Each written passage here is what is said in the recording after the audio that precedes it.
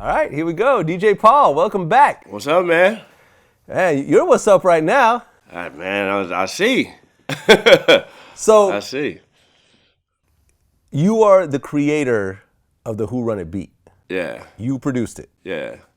Yeah, me and Juicy produced it, but like I physically like made the beat, but you know, me and Juicy like produced it, put it out, you know. So, Well, yeah. the number of people that have done the Who Run It challenge is actually kind of crazy.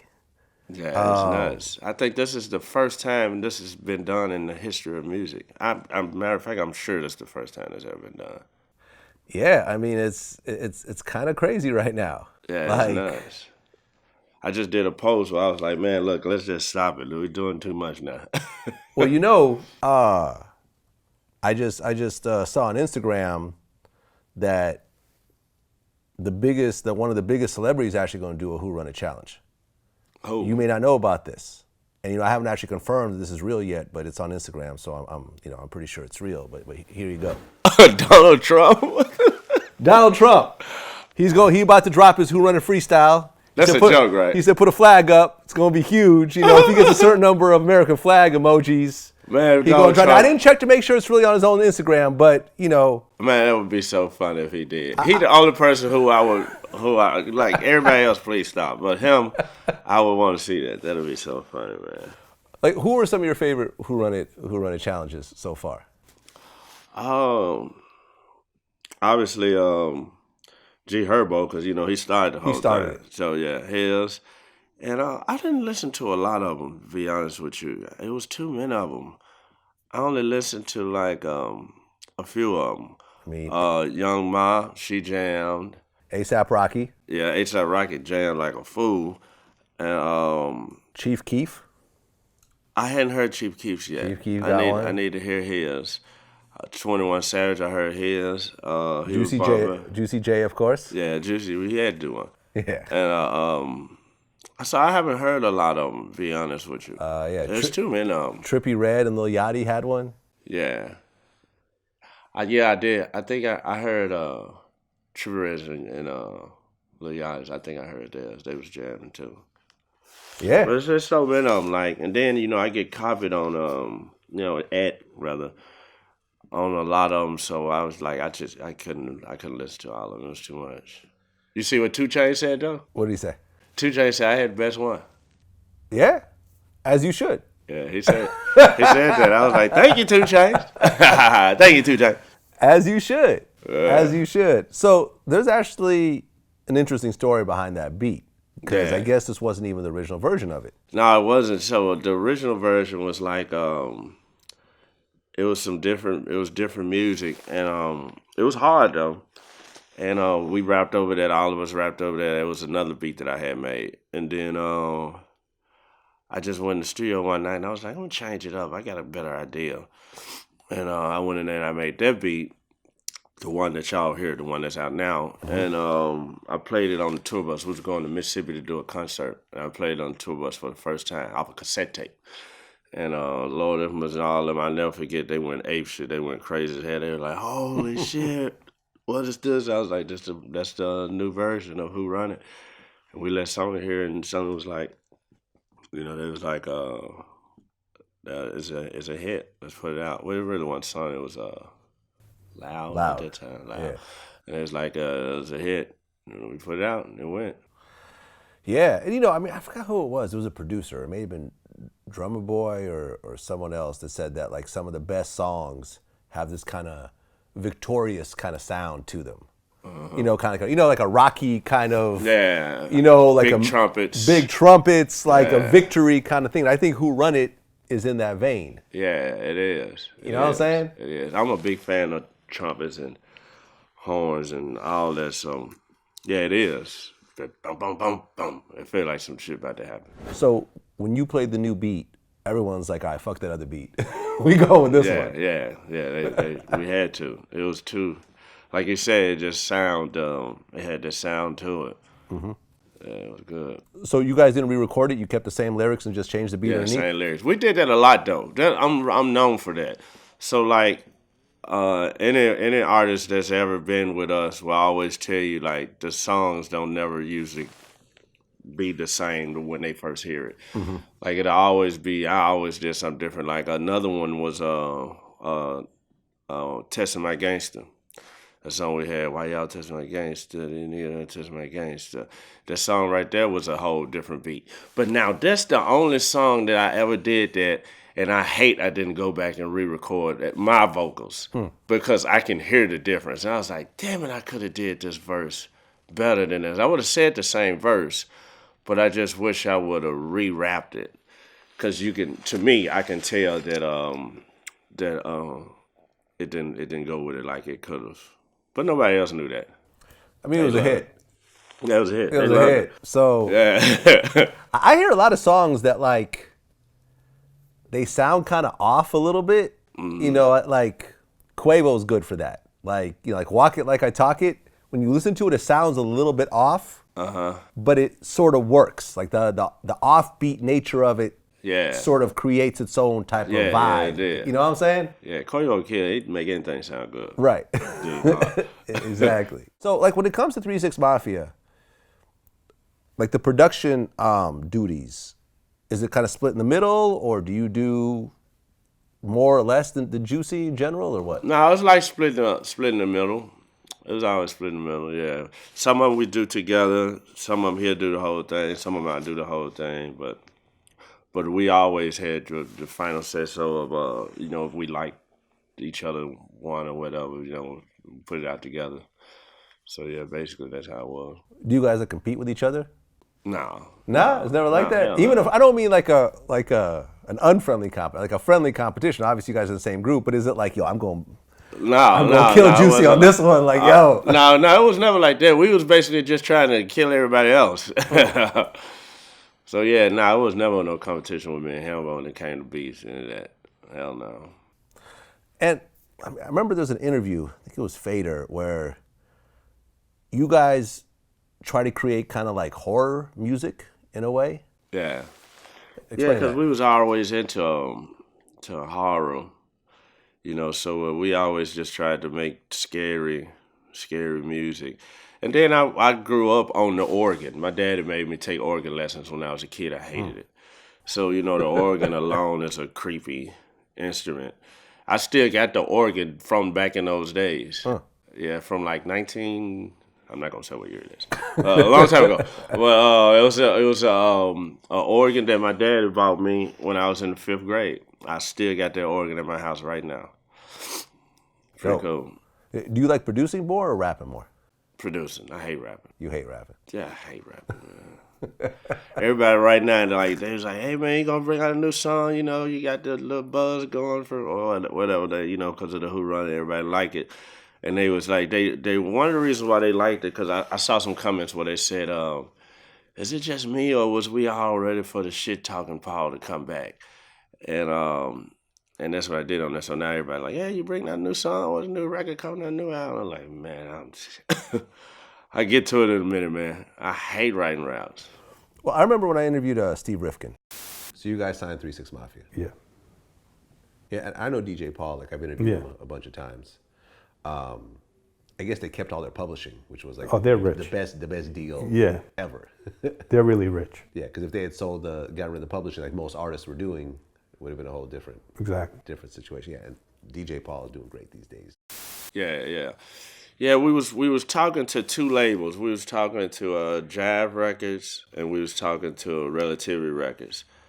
And I was sitting in this apartment that I was living in at the time, and I was looking over both of the contracts, and Juicy called me. He was like, what did they say? I said, one of them said they'd give us an extra $250,000 up front, but they want like 25% of the publishing. And then the other one said that, they would give us less money, less $250,000 up front, but and they didn't want no publishing. So we ended up going Relativity, and that's basically what it was. Oh, you didn't go to Loud? You didn't go to Loud first? Relativity was first. It was Relativity, then it was Loud. And then you went to Loud. Yeah. Okay, how many albums did you drop on Relativity? I don't know, actually. I don't know. But I think our first project with Loud was When the Smoke Clears album with Who Run It and all that on it. I think that was the first project. And that was your biggest project at the time. Yeah, at the time. Yeah. So. Yeah. I remember there was commercials for that album and stuff like that. Yeah. That decision to keep your publishing, was that one of the best business moves? That was the best thing I could have ever did in my life. Right. My uncle, Sidney, told me that because my uncle's got a gospel group, and he told me that. He was like, don't ever sell your publishing or or a percentage of your publishing, this and that. And I was looking at a lot of artists that was doing it. A lot of big artists that was out there that was doing it, and I was like, no. I wanted the extra $250,000. Would be 125, I guess, to be your split. Yeah. I wanted the extra money, but I was like, And now that I'm older, I'm really glad that I didn't do that, because that's your that's how to keep you afloat. Yeah, man. I mean, it must have been pretty hard to be a teenager and turn down 6 digits like that. Yeah. Well, it really wasn't, because we had already been making a lot of money, because before the Loud and Relative and all that, we was with Selecto Hits, and that was straight independent deals. So we had already made a lot of money. Making all the money. Yeah, because I remember there was an interview we just put up recently, how LeBron turned down a $10 million check when he was 18. To basically, it was a shoe company. I guess it wasn't Nike, so I'm thinking probably Adidas. Basically said, listen, I'll give you $10 million if you go and cancel your other meetings. And he said, nah. He turned it down, and of course, the rest is history. Yeah. With Nike. You know what I'm saying? But yeah, man, it's always dope when young people really have that foresight, because one of the things I had to learn myself was how to give up that short-term money. Because you go from being broke, like I was at one point, and you just think the money's never going to come around again. So you just want to grab everything you can grab, and that's usually one of the worst things you could do. Yeah. Well, that's the saying. I was just talking about this saying last night to somebody. Like, it's a saying that I live by, and that's haste make waste. Yeah, you can't really rush into a lot of stuff. And then fast money ain't always good money. Yeah. That's one of the best things I think about 3 6 Mafia is, we was never one of those groups that came out and just sold like a shitload of records off the bat and number one, blah blah blah, and this and that.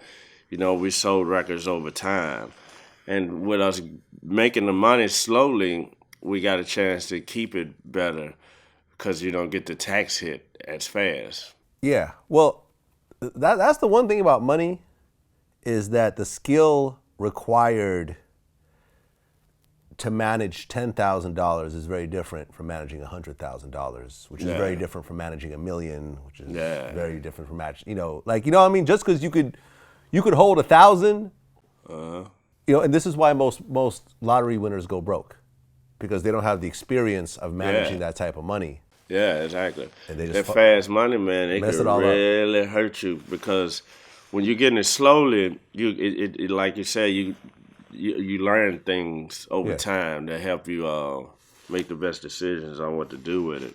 Yeah. And like I said, it's coming slow, so you don't really know how it's gonna come or when it's gonna come.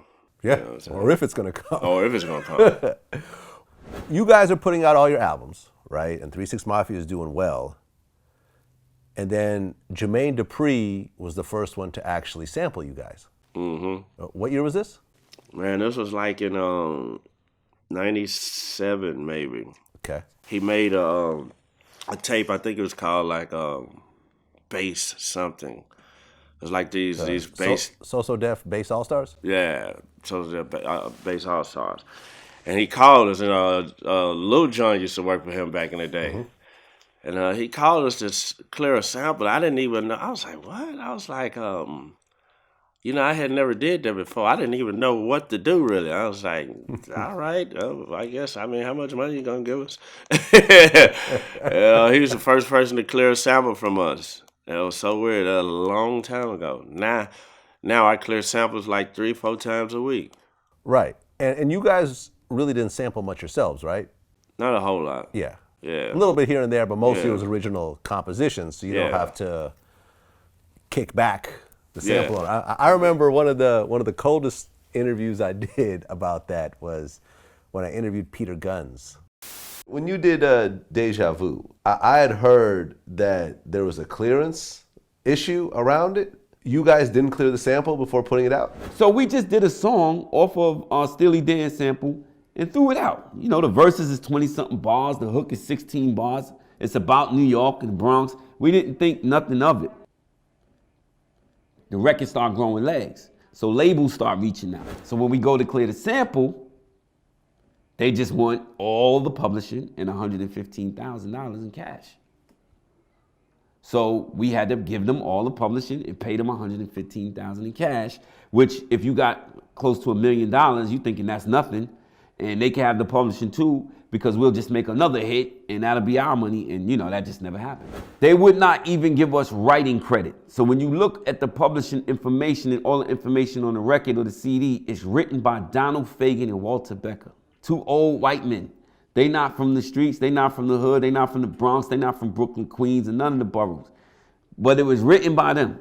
So Donald Fagen wrote, "I'm quick to slide off and slide this dick up in your wife."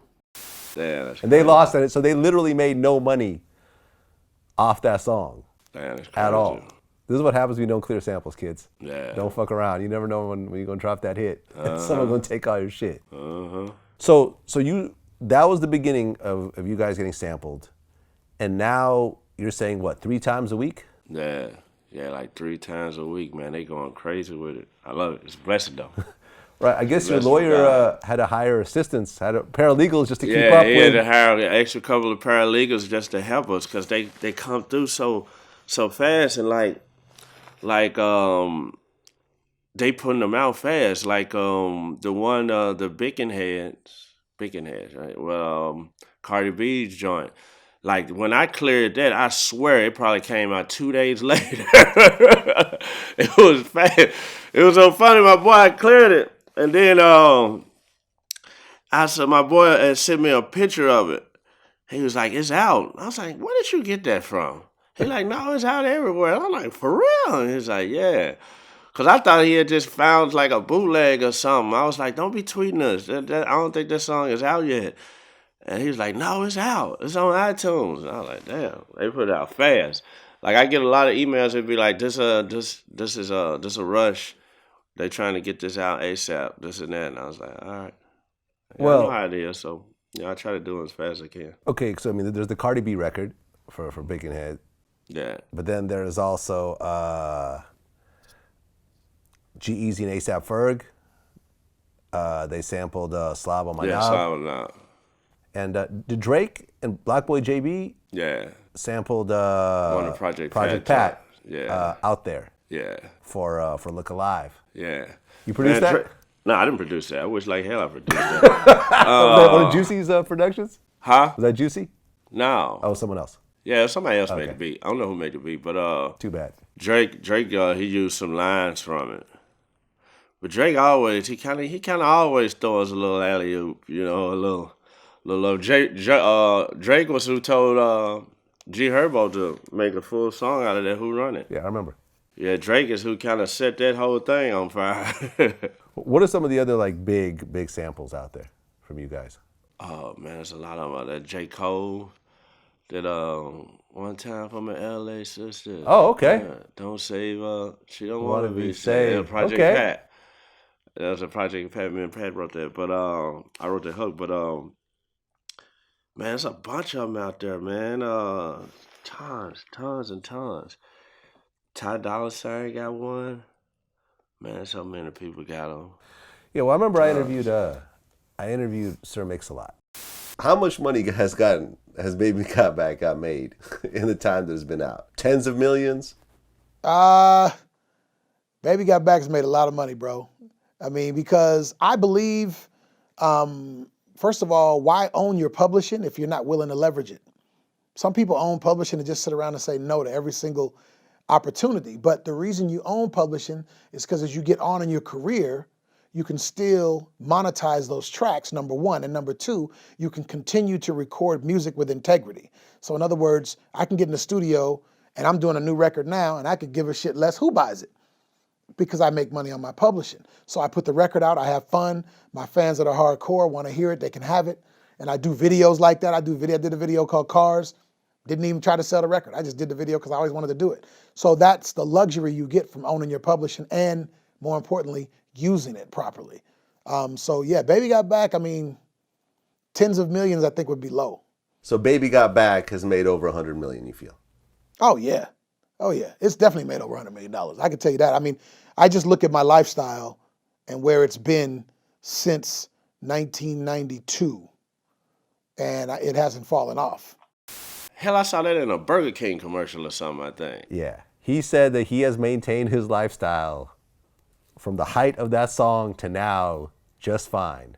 We did the interview at his house, and his house is ridiculous. I heard he do real estate too. Did you hear that? I heard something about that, yeah. Yeah, I heard something.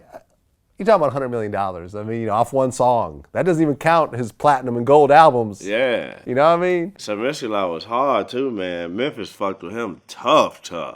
So do you ever turn down sample opportunities because you just don't feel... No.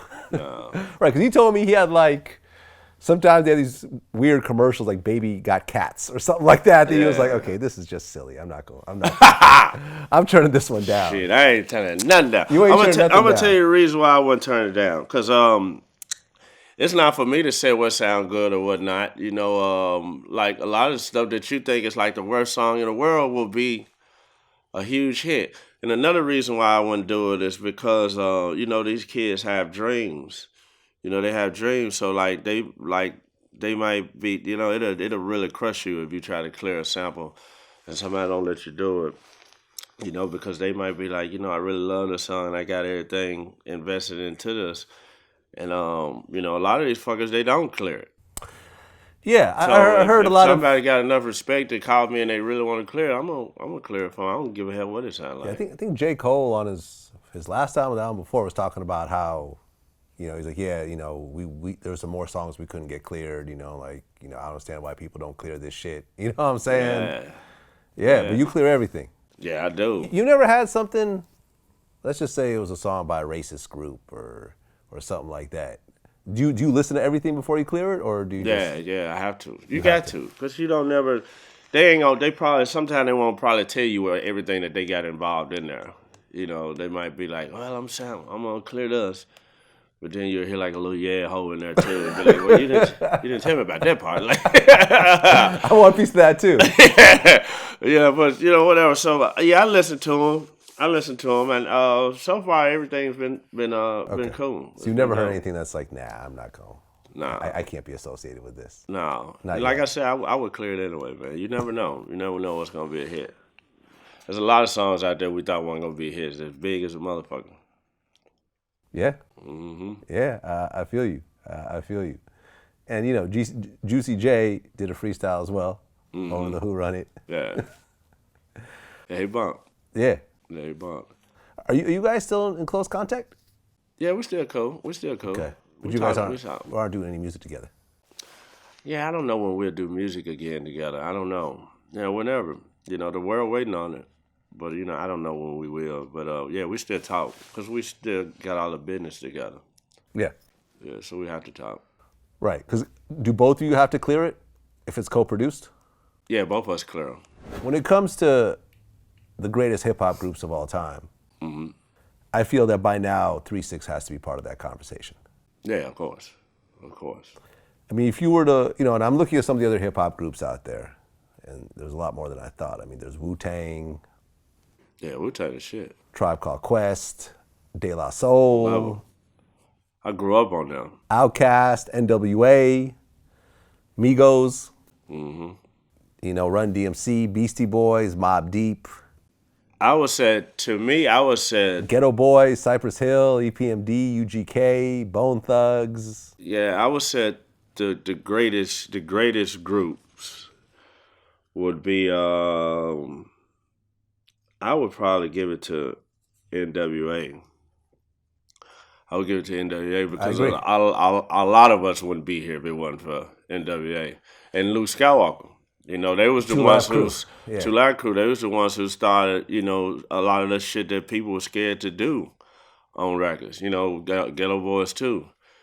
Man, fucking Willie D had a song called MF the KKK. He was crazy. He would say anything. Willie D would say anything. You know, Easy would say anything. Luke Skywalker would say anything back when people didn't know, you know, that you could even do shit like that. They created like the parental advisory sticker because of Luke Skywalker down there. Yeah, I remember I talked to him about that. Once Me So Horny came out and all the attention from the authorities, that's when I think that Two Live Crew really just got blown up. Would that be accurate? Well, you know, yes, because, you know, once we start, you know, we did Throw the Dick, the song, and then eventually we got a little heat from that. That's when I created the parental advisory sticker, something people don't know, you know, because that hasn't been written about. And I basically created that sticker because parents were complaining that the kids were buying the adult version of the songs, which I had no intentions of kids purchasing.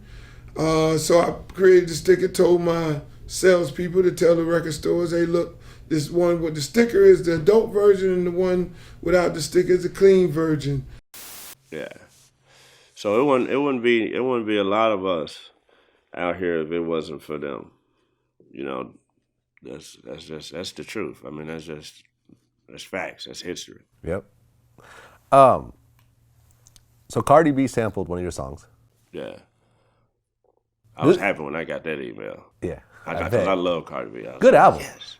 Yeah, she Good got album. my ass. And I feel like Cardi is one of these few females that guys will listen to as well. Yeah. Not a lot of them. You know what I mean? It's kind of like most guys don't really listen to Nicki Minaj. I will, man. Nicki be jamming. She got some. Nicki's crazy cool, but I lyrics. feel it's more female-oriented music, whereas Cardi, I think, is a Yeah. little bit more, you know what I'm saying? Kind of in the middle. Yeah, yeah. Little Kim was kind of like that also. Yeah. Like a lot of guys would I listen to know. I Lil see what you're Kim. saying. I see what you're saying. Yeah, I see what and you're the same thing with like a Lauryn Hill.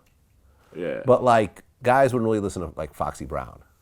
Like, you know, you wouldn't roll around with, you know, or, you know, Rhapsody's dope, but I feel like a lot of guys don't really listen to Rhapsody either. Yeah. You see what I'm saying? Yeah, I see what you're saying. You know what you notice, she got a good heart too, you know, from what I've seen the couple of times that I hung out with her, she real nice.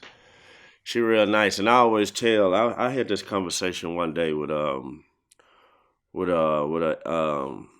friend of mine, and I was like, I think Cardi B would be around for a long time because of I think the blessings of her being, you know, so cool. And that's what a lot of people don't realize was real important about being in entertainment, period, whatever you in. Football, basketball, rap, singing, actor. You know, it's all about your heart, man. It's all about your heart. You'll get blessings, and you know, you won't even know what they're coming from, but it's coming from being a good person. And Cardi B seemed like a really good person. I've interviewed her before. Oh, I'm sure you have. She's dope. She's dope. And you know what I've noticed? And I'm sure you know what I'm talking about. The most difficulty I have with people, with you know, celebrities, artists, whatever that I interview, is always the ones that are lowest down on the totem pole. Mm-hmm. You know what I mean? The least popular ones, the ones with the least amount of hit records, the ones that are still... They'd be the craziest ones. We've literally scrapped interviews before. Like, really? It was like, just because I felt like this interview ain't even worth putting out. You know, the dude doesn't want to answer questions. He's being argumentative with me. He's not being respectful. Yeah. Even though he's coming in, even though I'm being respectful with him, he's sitting down on my platform being disrespectful with me. And I've literally said, fuck this interview. Yeah. And I've thrown, you know, even though I spent the money on it, I'm like, fuck this interview. Yeah, you got to do that. You got to do that because, you know, it's a lot of times like I'll be in the room and I could be the biggest rapper in there, but it'll be guys in there that think they better than me. And I just be like, yeah, whatever, you know. I just look at him and laugh. I be like, you want to be that dude, you can be it. I don't give a shit. Well, you don't end up being that dude because you end up pissing people off and not even knowing it. Yeah. Yeah, that's why I used to have this conversation with all our artists. You know, when you were signed to me and Juicy Hypnotized Minds, it was almost like being in a school. You know, because we taught we would teach them how to treat people and how to how to be respectful to people and this and that. A lot of these dudes was real street dudes. Country Black, real street dude. So Yeah. we had to tell them. We had to tell them, this how we're gonna treat our fans. We're gonna be nice to the fans. We're gonna be, nice to people because these people is who pay our bills. A lot of artists don't realize that. I don't know what the hell they be thinking about. And then a lot of people when they become celebrities, they don't want to be celebrities no more. I was like, you begged for this when you was a kid. Now you got it. Now you act like you don't want it. That's stupid. Real talk. Real talk. Speaking of Cardi B, Punch said Cardi B is Tupac. Then he said, I said what I said. Oh, she probably is the female version of it. Hold on. He actually explained himself afterwards. hard. So what did he say here? He said, biggest reason why Cardi is in the driver's seat is that she enjoys the same winning honesty and self-deprecating attitude that Pac displayed throughout his career. Both express the same sentiment. This used to hurt me, but now it doesn't. It's hard. It's hard. Yeah. I think she'll be around for a long time. They should be around for a long time. Yep. And it's funny because I just interviewed Lord Jamar recently, and he felt that the DOC had the star power of Tupac if he didn't get into that accident. DOC was on the trajectory to be, he could have been Tupac before Tupac was Tupac. Not in a political way. I'm just mean a star. He had such star quality when he first came out. Man, the DOC was the shit, man. I hated when that happened to him, man. That killed me because DOC was that whole project was just so cool. The way they did it. Easy was sitting in the Mercedes. They walk up and they tell him about him. Then all of a sudden this big tall dude dressed in all black come out, and then he got this reggae accent that he was doing on the song. That whole project was just so hard. I wish the only thing I was upset about is I wish he would have did more songs like that with that reggae accent. He didn't do no more songs on the just album that like one that. song. I was like, fuck. But the album still was hard as hell. He was just hard. Yeah, man. And it was, he's one of my favorite people. This is someone who I stay in contact with on a regular basis. And he's also like 6'4" or something. He's hella tall. Yeah, tall. People don't read, because people, people I think know. that I was looking at the video. I could tell. I'm like, this dude look tall as hell. But he had a real interesting story because I've interviewed him as well. The night of the accident, you actually got pulled over before the accident happened. Yeah. Right. Yeah, right before.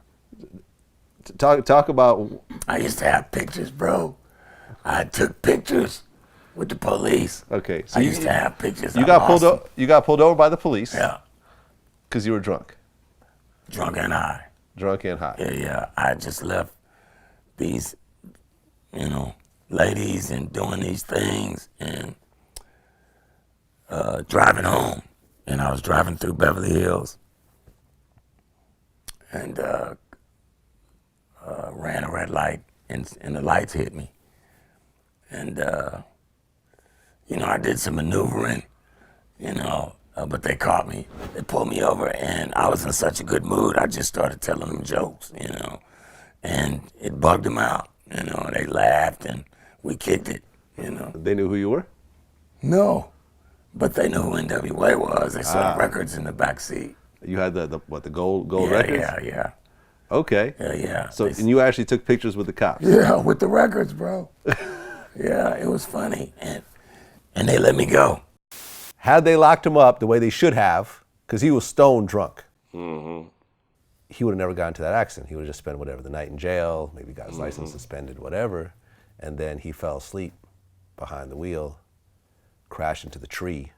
His teeth were knocked out and everything.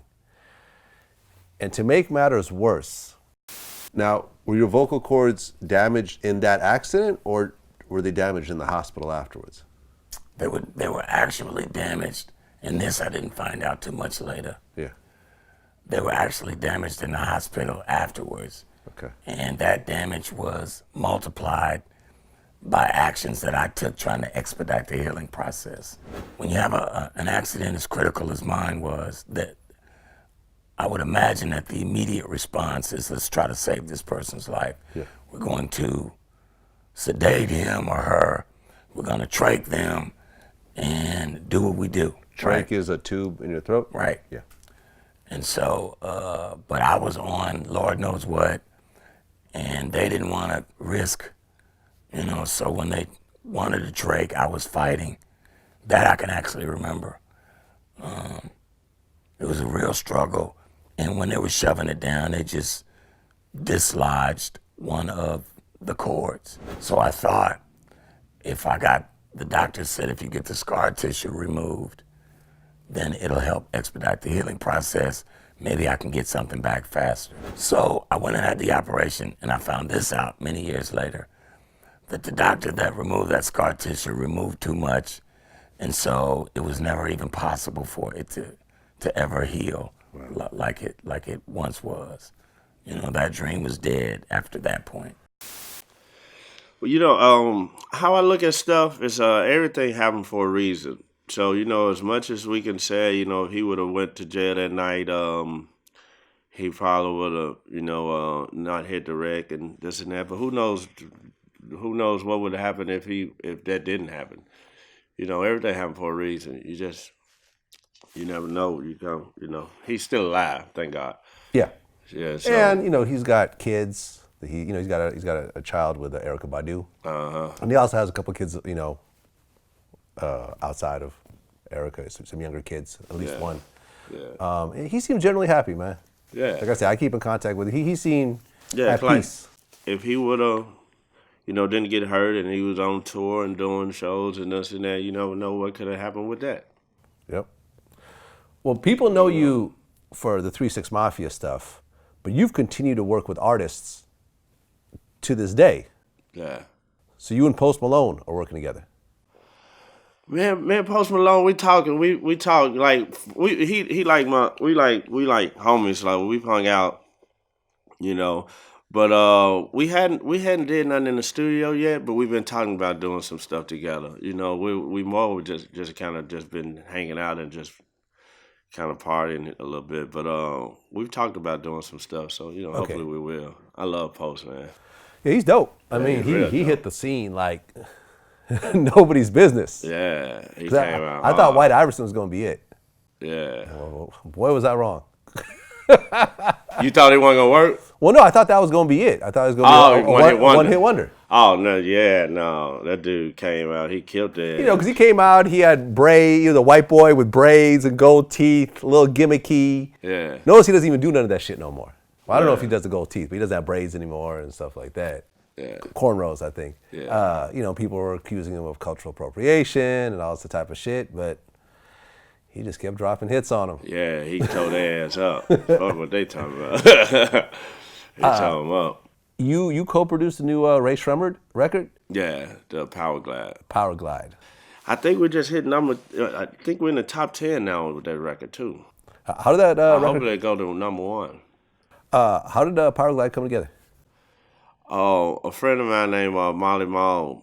He was neighbors with Sway Lee, and Sway Lee would be over at the house all the time that we would be hanging out at, and Mall had hit me. He was like, I want to do this song for Rae Sremmurd and redo that side to side that y'all had, So I was like, yeah, it'd be a dope ass idea. They from the South. They from not too far from where we from. Mm-hmm. They from Mississippi. Yep. So I knew that would be a good move, and he put the whole thing together, and we did it. Right, and Juicy J was featured on it. Yeah, he was featured on it. It was kind of like it was cool. Like a little mini 3-6 Mafia reunion in a way. Yeah, it was perfect. So you had me co-producing the beat and then Juicy doing the verse on it. So yeah, it was a win-win. Now, you're a gun owner. Yeah. And you said that people need assault rifles. Well, now this like yeah, I think people do need them, but it gotta be some some rules with it. Like they gotta watch who they're giving them to. They gotta watch who they're giving them to. Everybody don't need them. Everybody don't need them, but it should be one in every household. I think. Because I think some shit gonna go down. You never know what the hell gonna go down around here, but I personally think one day something gonna happen. Well, I'm a gun owner myself also. Yeah. I got multiple guns in my house, including shotguns and and the whole nine, some shit that'll spray up the whole spot. And I believe in the right to bear arms. But there was an interesting kind of conversation. Killer Mike had an interview recently. You know what I'm talking about? Of course, that's my man. Yeah, Killer Mike posted a picture of like a machine gun or something on his guy. He like, man, I 100% believe in that. Well, there was he did an interview with the NRA, right? And the NRA dropped it on the day of the March for Life, which was the anti-gun rally that happened in Washington, D.C. And it was kind of like, it was one of those things, and they picked out certain parts of it and so forth. And I went and watched the whole interview. And we even posted the whole interview on my YouTube channel. Mm-hmm. And what they said was kind of interesting in the conversation. They said that blacks have historically been tied to the Democratic Party, and the Democratic Party has historically been anti-gun. So therefore, black people are expected to be anti-gun because of the affiliation with the Democrats. You see what I'm saying? Yeah. It's kind of deep when you think about it. Yeah. What's your take on that? I don't know, man. I don't know. I don't know, to be honest. But I know our black ass better have some. You better have some around here, man. And it's not a black thing or a white thing. I just think it's more of an American thing, how I look at it, because like I said this on I don't know where I said this at. I think I said it on maybe an interview or maybe my Instagram or something, where I was talking about how this dude was talking about America would be so poor they won't even be able to afford Homeland Security in 20 years. But he said that 11 years ago. I was in Mexico getting ready to go do a concert, and there was this dude said this on 2020, and he supposed to be a guy that predicts a lot of big stuff that actually came true. And I was thinking about that, and I was like, man, he kind of right. I think he's right, because look how crazy this world is right now. Can you imagine where we're going to be at in another 9 years? 5 years. It's going to be crazy. So I believe in myself. Hopefully America won't be, poor or can't afford to protect the country. Hopefully that won't happen. America's fine.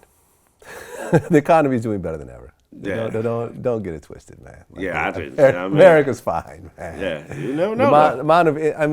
You never know what can happen in 9 years. Yeah, man. You never know what can happen in, like I said, 5 years. Amazon ain't going nowhere. Google ain't going nowhere. Netflix ain't going nowhere. There's a lot of people we thought weren't going nowhere. Shit, not too long ago, Netflix was about to close doors. Not long really. time ago.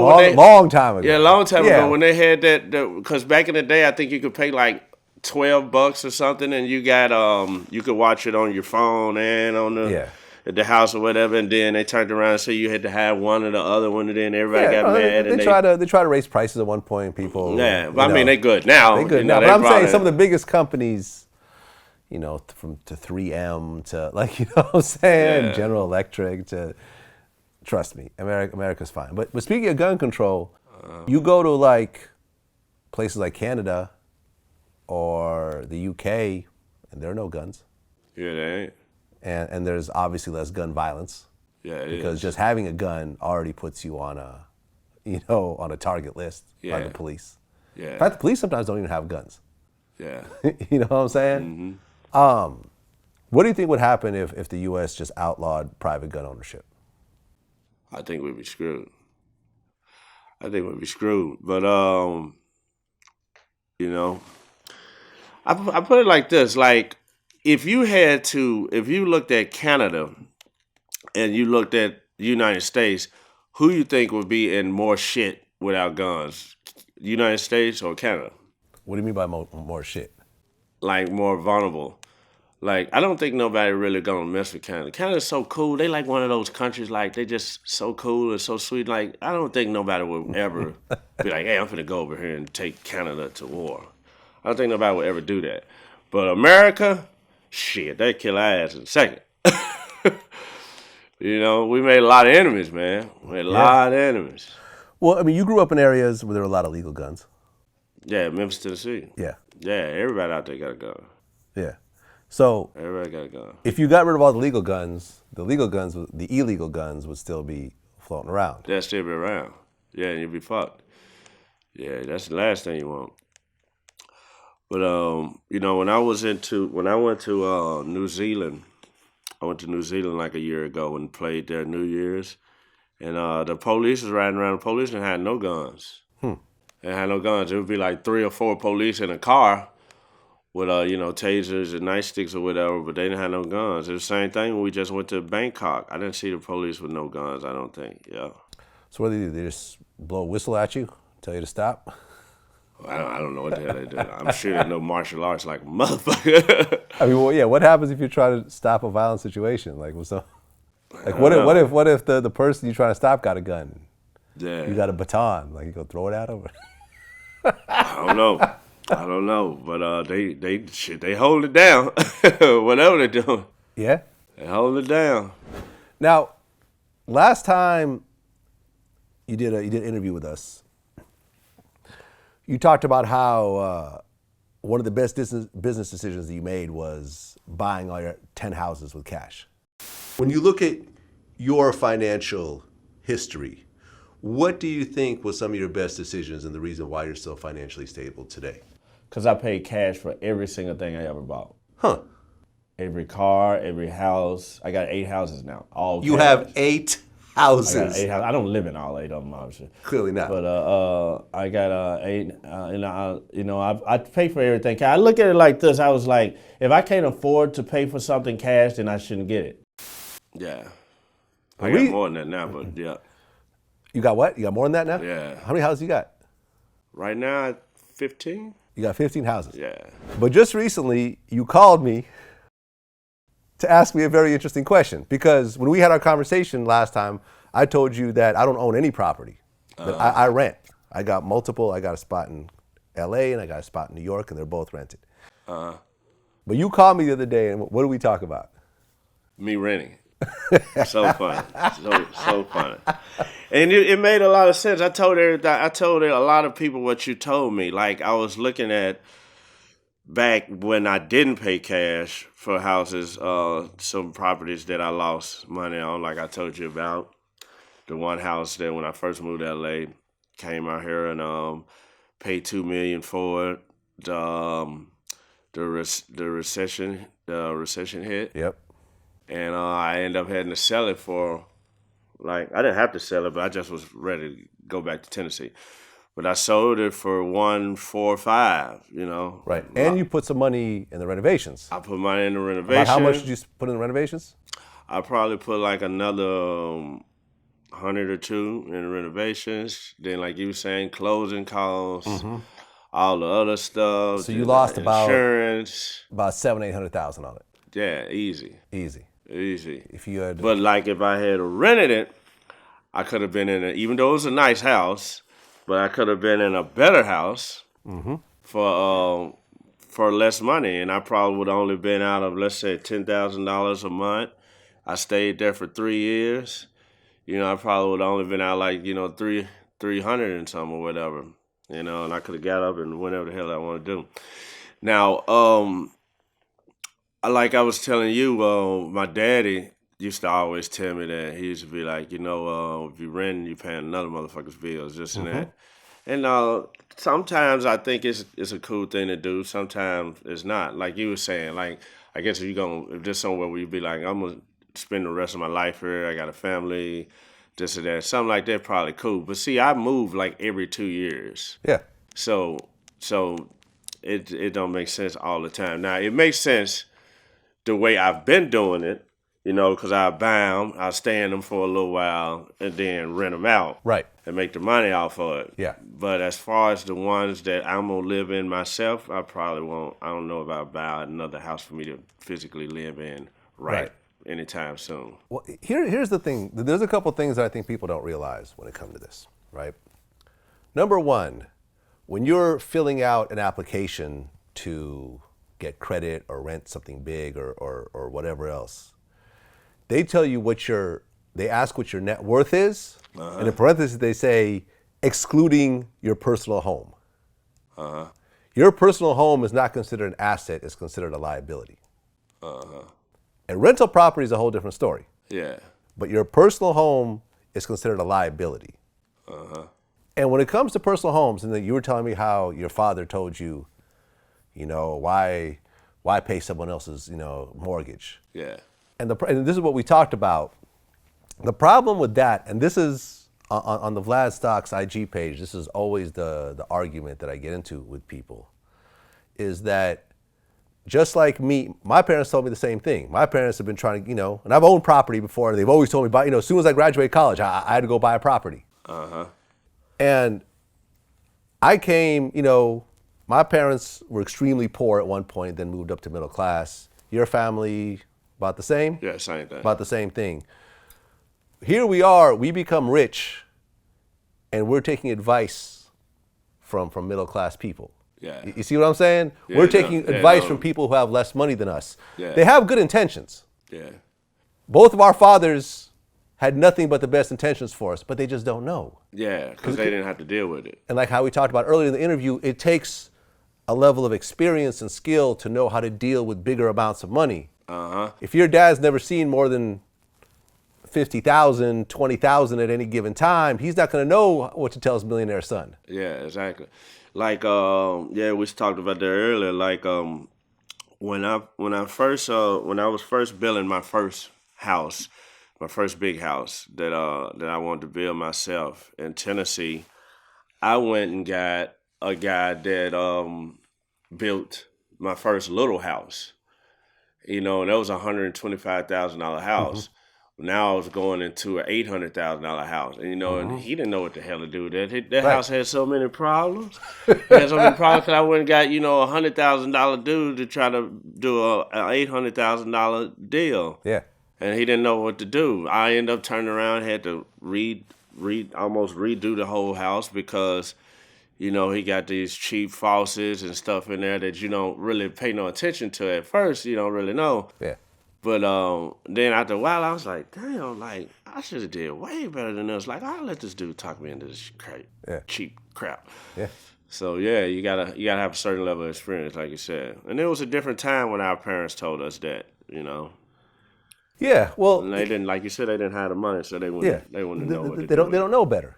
Yeah. And most people who buy houses are, their parents are telling them, buy a house. And here's the thing. Now, and like you just mentioned, if you're buying a house and you're going to stay there for 30 years and pay off the whole mortgage, go ahead and buy that house. Yeah. If you plan on staying there for 15 years, you really haven't paid off shit. Yeah. You paid off interest. Yeah, exactly. Unless you buy it with cash, of course. But most people aren't doing what you're doing. Most people don't do that. Most people are paying a mortgage, and after 15 years of paying that mortgage, you're going to look to see what that principal is, and it's damn near the same thing of what you paid. You're paying the bank.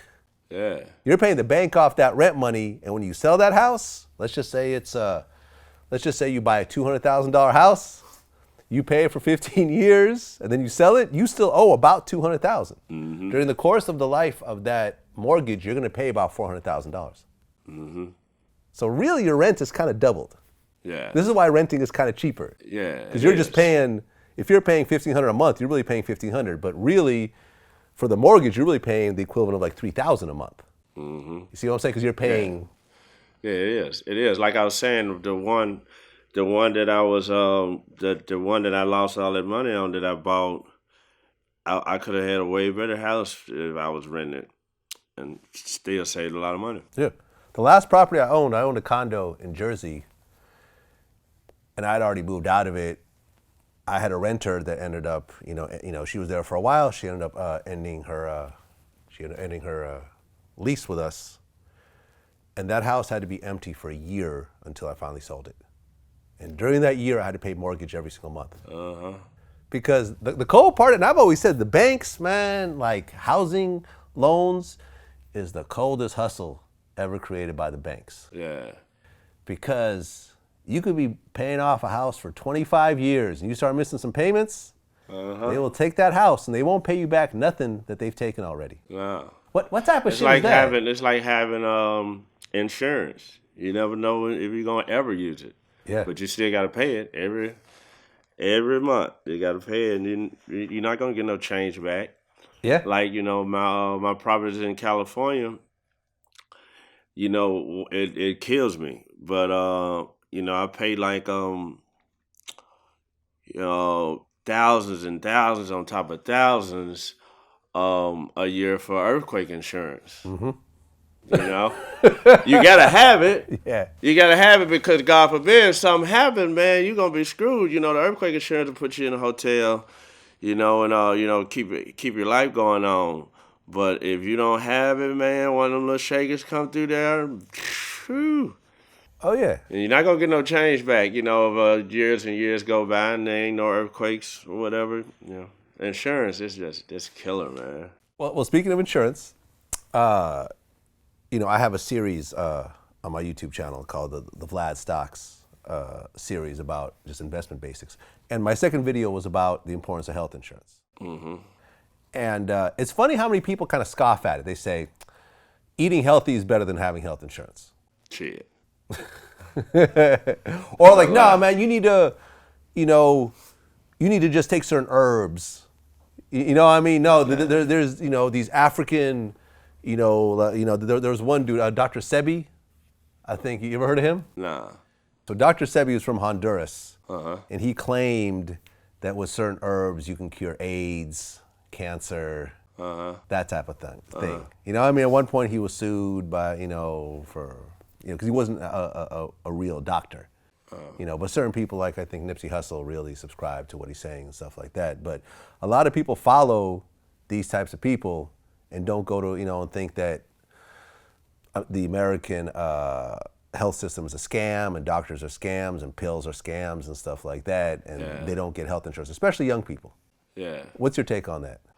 I don't take medicine. I always try to find natural things for anything that if I ever get sick, I always try to find something natural. I don't like taking medicines. I don't take vitamins. I don't believe in a lot of that shit. They said it's just like eating healthy. They say when you're reading the ingredients, if it's something you can't pronounce, you shouldn't put it in your body. Okay. And I totally believe in that. Right now I don't even eat meat anymore. Yeah. I just stopped eating it. But I just don't. I don't. You gotta have health insurance. I'm never said don't have health insurance. You gotta have it, man. Because like I was telling you about, my boy said, a lot of dudes, they just walk it out, walk it off, rather. They get sick, and they'll be like, man, I can't afford to go to the doctor, man. I'm just gonna just chill, like. It's terrible. But the doctor bills, man, I be looking at some of the doctor bills, like I was telling you earlier. Cause I go to the doctor all the time just to make sure, I'm getting older, so I want to make sure I'm healthy. Yeah, me too. And I just be looking at some of these bills, and I be like, damn, what do people who don't have money like me, what do they do? Like, how can you afford to go to the doctor that much? So Yeah. Sometimes you gotta walk it out. It's terrible, but you gotta have the health insurance, man. You can't. The eating healthy ain't gonna do it alone. It ain't gonna do it alone.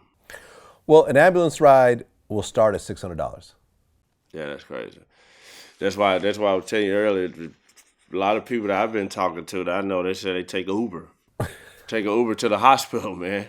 It actually makes a lot of sense when you think about it. Unless you're shot or something, you really got to get your ass up and go. But other than that, a typical hospital stay will cost you about $10,000. That's crazy. And that's the whole thing, is that people without health insurance, you say, okay, you're eating healthy, you're doing this, you're exercising. All that's great, and you should absolutely do it. Yeah, you got to do that too. But have a slip and fall. Get into a car accident. Get shot. Get stabbed. Get into a fight. And you know what I mean? Your life can change in a heartbeat. It'll change in a heartbeat. And I remember my friend Gabi, who was the president of SRC, told me that. Yeah, I know him. Yep, of course, yeah. Of Yeah, course that's you my know. guy.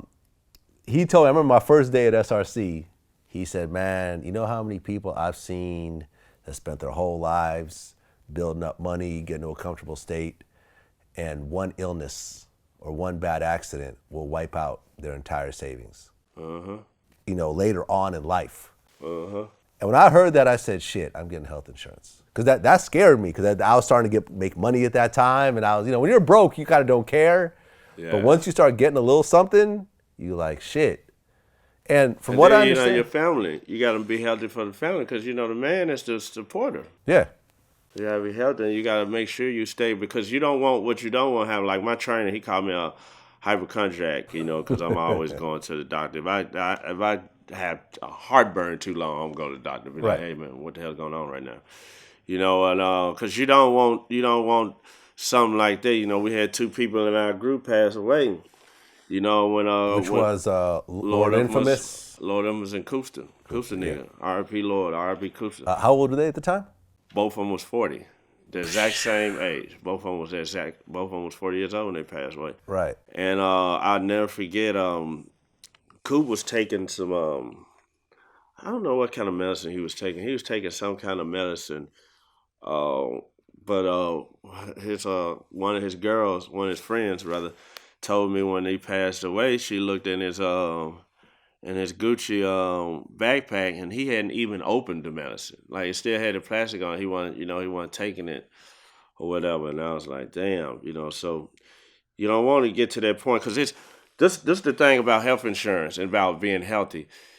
It costs more if you wait too long before you find out some stuff than it do to just be healthy all the time. And that's why I be trying to tell some of the youngsters, you know, a lot of them in they like 20s or teens or whatever, they think that it's too early to start being healthy. You know, they think it's more something you start doing when you're in your 30s and 40s. And no, it's if you don't wait that long, it's probably too late. You know, Coop and Lord, they was 40. I don't think either one of them probably ate healthy or ever worked out a day in their life. You know, outside of maybe gym and school. It's something you want to do ahead of time. I mean, any drug use to go along with it? Who? The 2 of them. Did they get high? I mean, Yeah. Of course they got high. Right. Yeah, we all got high. The harder drugs as well. Huh? The harder drugs as well, not just weed. Yeah, hell yeah. Yeah, so like that's another thing too, like, you know, you're getting high, you're getting drunk, this and that, and not being healthy, that's just all that. Cause like when you start to get older, your body don't take anything like it used to. Like you said, slip and fall when you in your 20s ain't the same as a slip and fall when you 30s and 40s. You might seriously break some shit. Yeah, you don't heal as quickly. You don't heal as quickly. Yeah. You know, your body ain't the same. So you gotta start being healthy early. You know, early. Yeah, man. I mean, I tell people all the time that if it wasn't for like antibiotics, I'd be dead right now. You know what I mean? Because back in the day, you catch the flu or pneumonia, and you might die. Yeah, exactly. You know, a Z-Pack will save you these days. Yeah, exactly. You know, I only took one like once before or whatever, but man, it helped. It absolutely helps, man. And the thing is that what I said in this video that I made was that. Now, a lot of people say, I can't afford health insurance. So this is what I want you to do. Add up all the things in your life that you spend money on last month. Clothes, restaurants, clubs, Netflix, Spotify, women, men, just whatever bullshit that you've been buying, add all that up. Now, ask if all those things are more important than your health. Ask if your health is less important than those Jordans or going to the club or taking that girl out. Because let me tell you, a lot of this cool stuff that you have, if you don't take care of your health, they're going to bury you with it. Yeah, I'm gonna tell you another example. What I always tell people, especially us men. You know, it's different for women, but a lot of us spend more time and money making sure our car is in good shape versus we do our actual body. Right. Our actual body. You know, as soon as the check engine, check oil light come on, the end of that, you hurrying up trying to get over there. Oh, yeah. And get that taken care of. But your actual body, you'll be like, oh, you don't really even pay no attention to that. Yeah. Well, Warren Buffett, he had a really interesting analogy. He said, look at it like this. Let's just say when you turn 18, you get a car. You could have whatever type of car you want. You could have a Lamborghini, a Ferrari, a 6'4" Impala, a truck, whatever the hell you want. You could have one car. But that's the only car you'll ever have for the rest of your life. Think about how you would treat that car. Would you not go get checkups? If a light started blinking, would you just ignore it?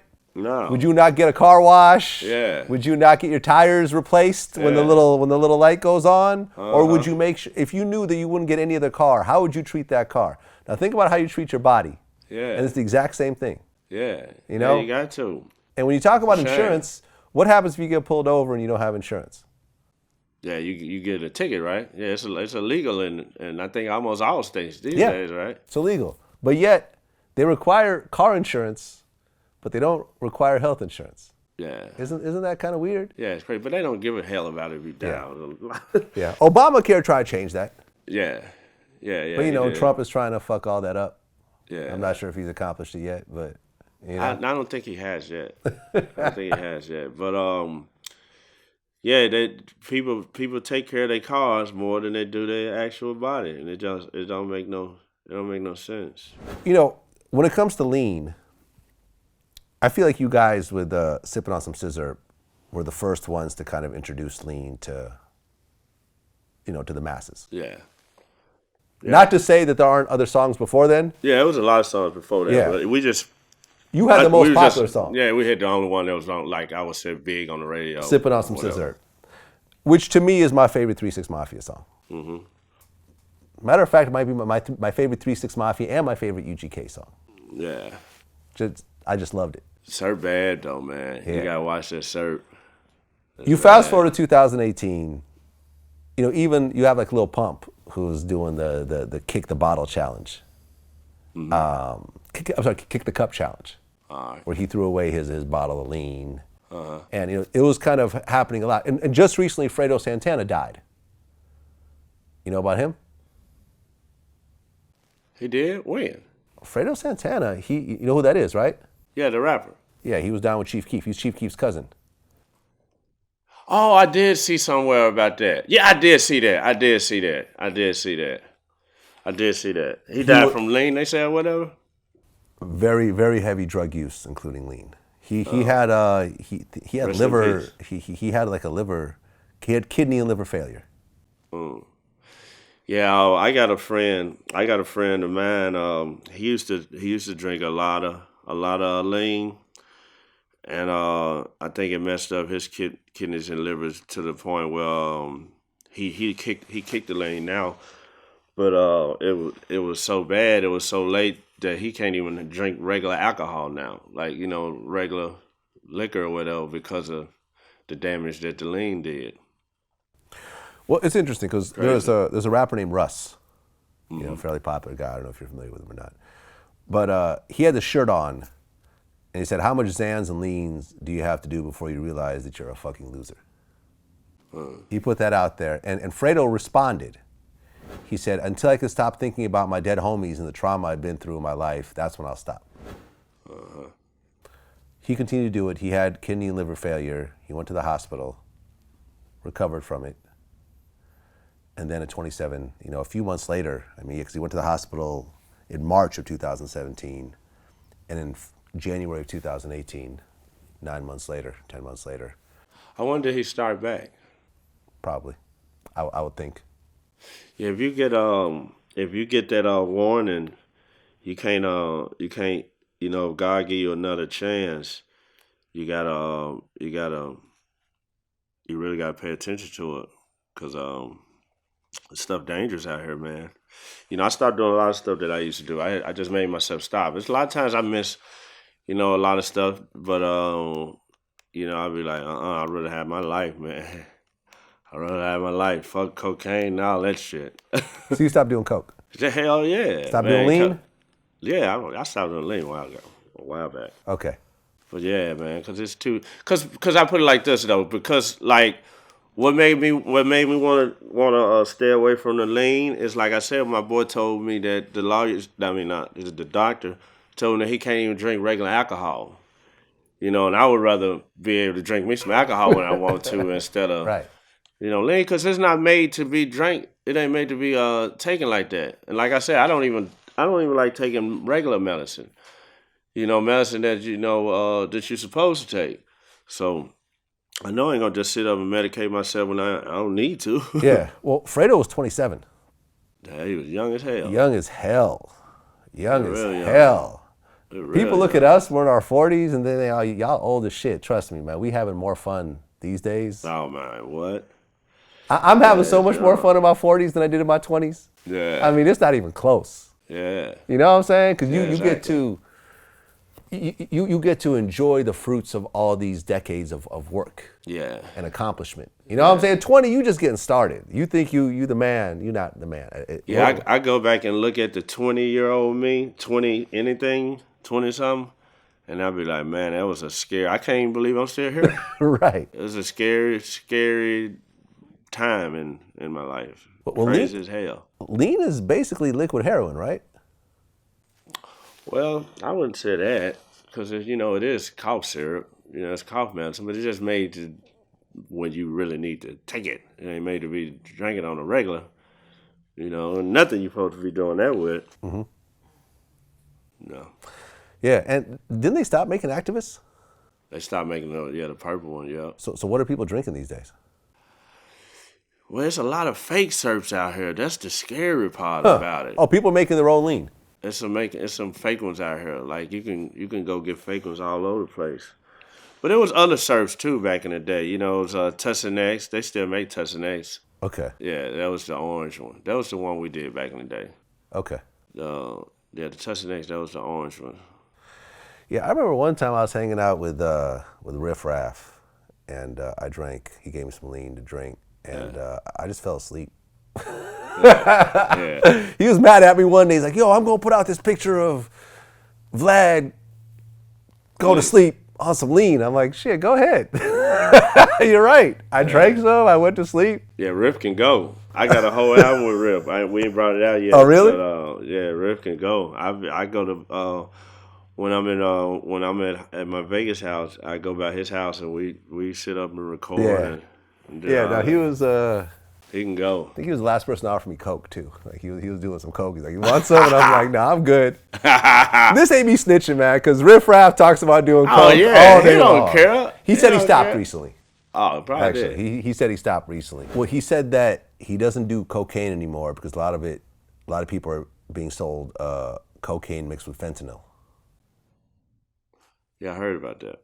Yeah, that's what Lil Peep died from. That's what he died. That's what he died. He was saying fentanyl. I don't know if I'm pronouncing it right, but he was 18.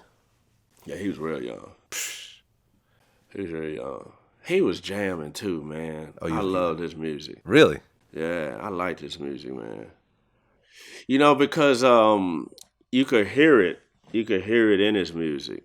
You know, whatever he was going through or whatever. His music had a lot of feeling in it. At least the songs I heard did. And Emo hip hop. I liked him.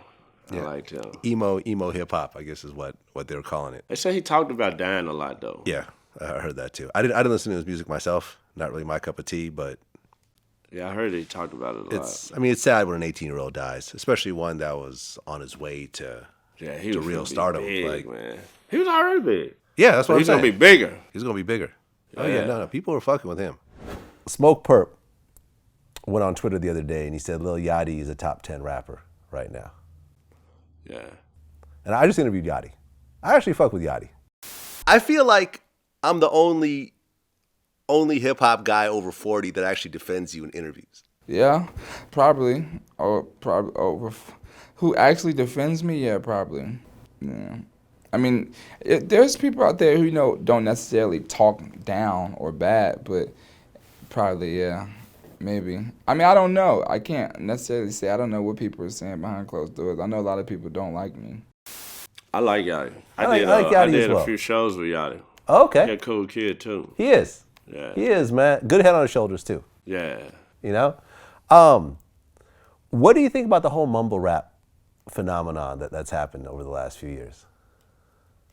Man, I put it like this. Like, I don't never had nothing. Like I was saying about the samples earlier today. Like, it's somebody out there for it all. So I'm not one of those dudes that's like, this is whack or this terrible mumble rap, blah blah blah, whatever. That's what they do. They got a fan base for that, and I'm fine with it. Those people didn't like what I was doing when I first came out with my shit. Right. People like, crunk and this and that, and, they're talking about the devil and they talk about this and that. So, there's somebody out there for all fan bases. Well, when 3-6 came out, you guys were never like the most lyrical group. Yeah. But you weren't trying to be. No.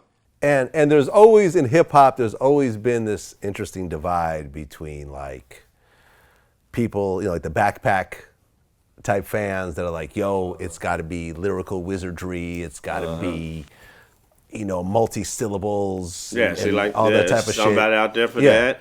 But, then there's the side that's like, yo, I just want to get hype, I want to sing along, I don't care if it's simplistic. It's more about the energy and the vibe, and you guys were more on that side of things. Yeah. You know what I'm saying? Yeah, we was. Like, I give you a prime example who I always tell people is, people didn't look at, Master P like a lyricist do. But, he sold more records than fucking all of us, anybody. He was the smartest rapper in the world. Outside of maybe if you want to, like Easy, whatever. Easy was smart as hell too. But Master P, I would give it to Master P. Master P did more than any of us. That man was on wrestling. I think he played basketball at one point. He had his own doll. Everything. I had a Master P doll. Yeah, he had a doll. You would pull a string, and it would say, nah. Yeah. And it had a little hat. Yeah, I remember that Gold doll. teeth. I had that doll. Master P got a piece of my money that day. Master P got a piece of everybody's money. That man was smart as hell. Master P was the only person, he wasn't on the lyricist shit. He wasn't on there. He didn't, because he was talking about stuff that people want to hear. And there's only one way to do that. I know you can put no bunch of syllables and whatnot in there and this and that. If you're talking about what people want to hear, you're talking about dope and this and that. And man, they love it. Master P was the only person in the history of music, rap music, that because I'm sure somebody did this in other styles, other genres, but Master P was the only person in rap that he would make you change your date. So like if you had an album coming out May 26th, and Master P turned around on May 11th and said he gonna bring out an album on May 26th, you had to push your shit back to like June or something. You really had to do it. We saw it all the time. Master P would go in Source Magazine, buy up them pages, and it don't even have to be him. It could be somebody you ain't never even heard of. Master P will put a Rolex watch on their ass, a little no-limit chain, put them an album out, and that shit was going to go platinum. Everybody else was going to be scared to put an album out when that person was putting an album out. Well, yeah, he sold over 100 million records from what I understand. Not just him personally, but his label. Yeah. And he was one of the first that I think championed the quantity over quality. Yeah. Not to say that his stuff wasn't quality overall, but like even, I remember they interviewed his producers. As a KLC. Beats by the Pound and them, Beats by right. the Pound. And they were saying how like, he's like, yeah, you got these producers that'll work on a beat for 1 month. He said, that don't fly around here. He said, P, you got to bust that beat out in a couple hours and go on, Master P will want a whole album in a week. Yeah. You know what I'm saying? And if he wants it, you better put that shit together. He'll go and bring someone else in and do it for you. Like, man, he was putting out a lot of music. Like I said, man, you know, he was putting out a lot of music. He could go get anybody, and they was gonna be a star. They was gonna be a star, man. That man, he did some shit that like nobody did. yeah. You know, when you look at, speaking about new rappers, what's your take on Tekashi 6ix9ine? I like him. He hard. I like him too.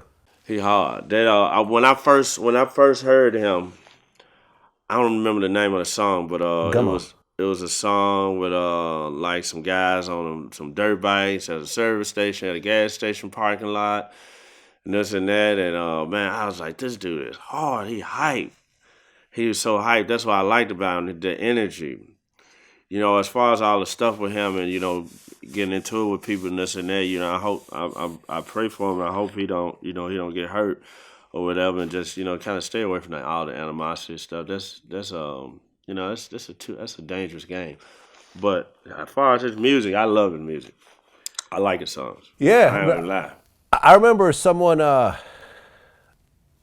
someone compared him to Onyx. Someone compared him to Sticky Fingers. Yeah, he got energy like that, yeah. And then me and Sticky are cool. So I remember I hit him, with the article. I'm like, what do you think? He goes, actually, I think he sounds more like Fredro. But he agrees with the whole Onyx thing. Yeah. You know what I'm saying? Like he actually he that kind of energy. He got that energy. And he had like 5 songs on the charts at one time. Like if you listen to his shit, if you get past the trolling and everything else like that, like his beat selection and the way he puts his vocals on the beat is actually. He got some bump, man. I ain't gonna even lie.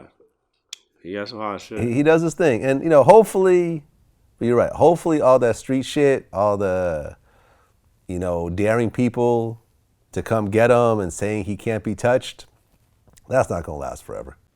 Yeah, he just do the music, man.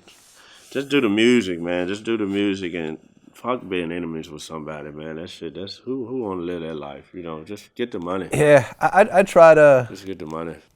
I try to, well, me personally, I don't respond to people. If someone disses me publicly or in a song or whatever, which happens, usually a few times a year, I just keep it moving.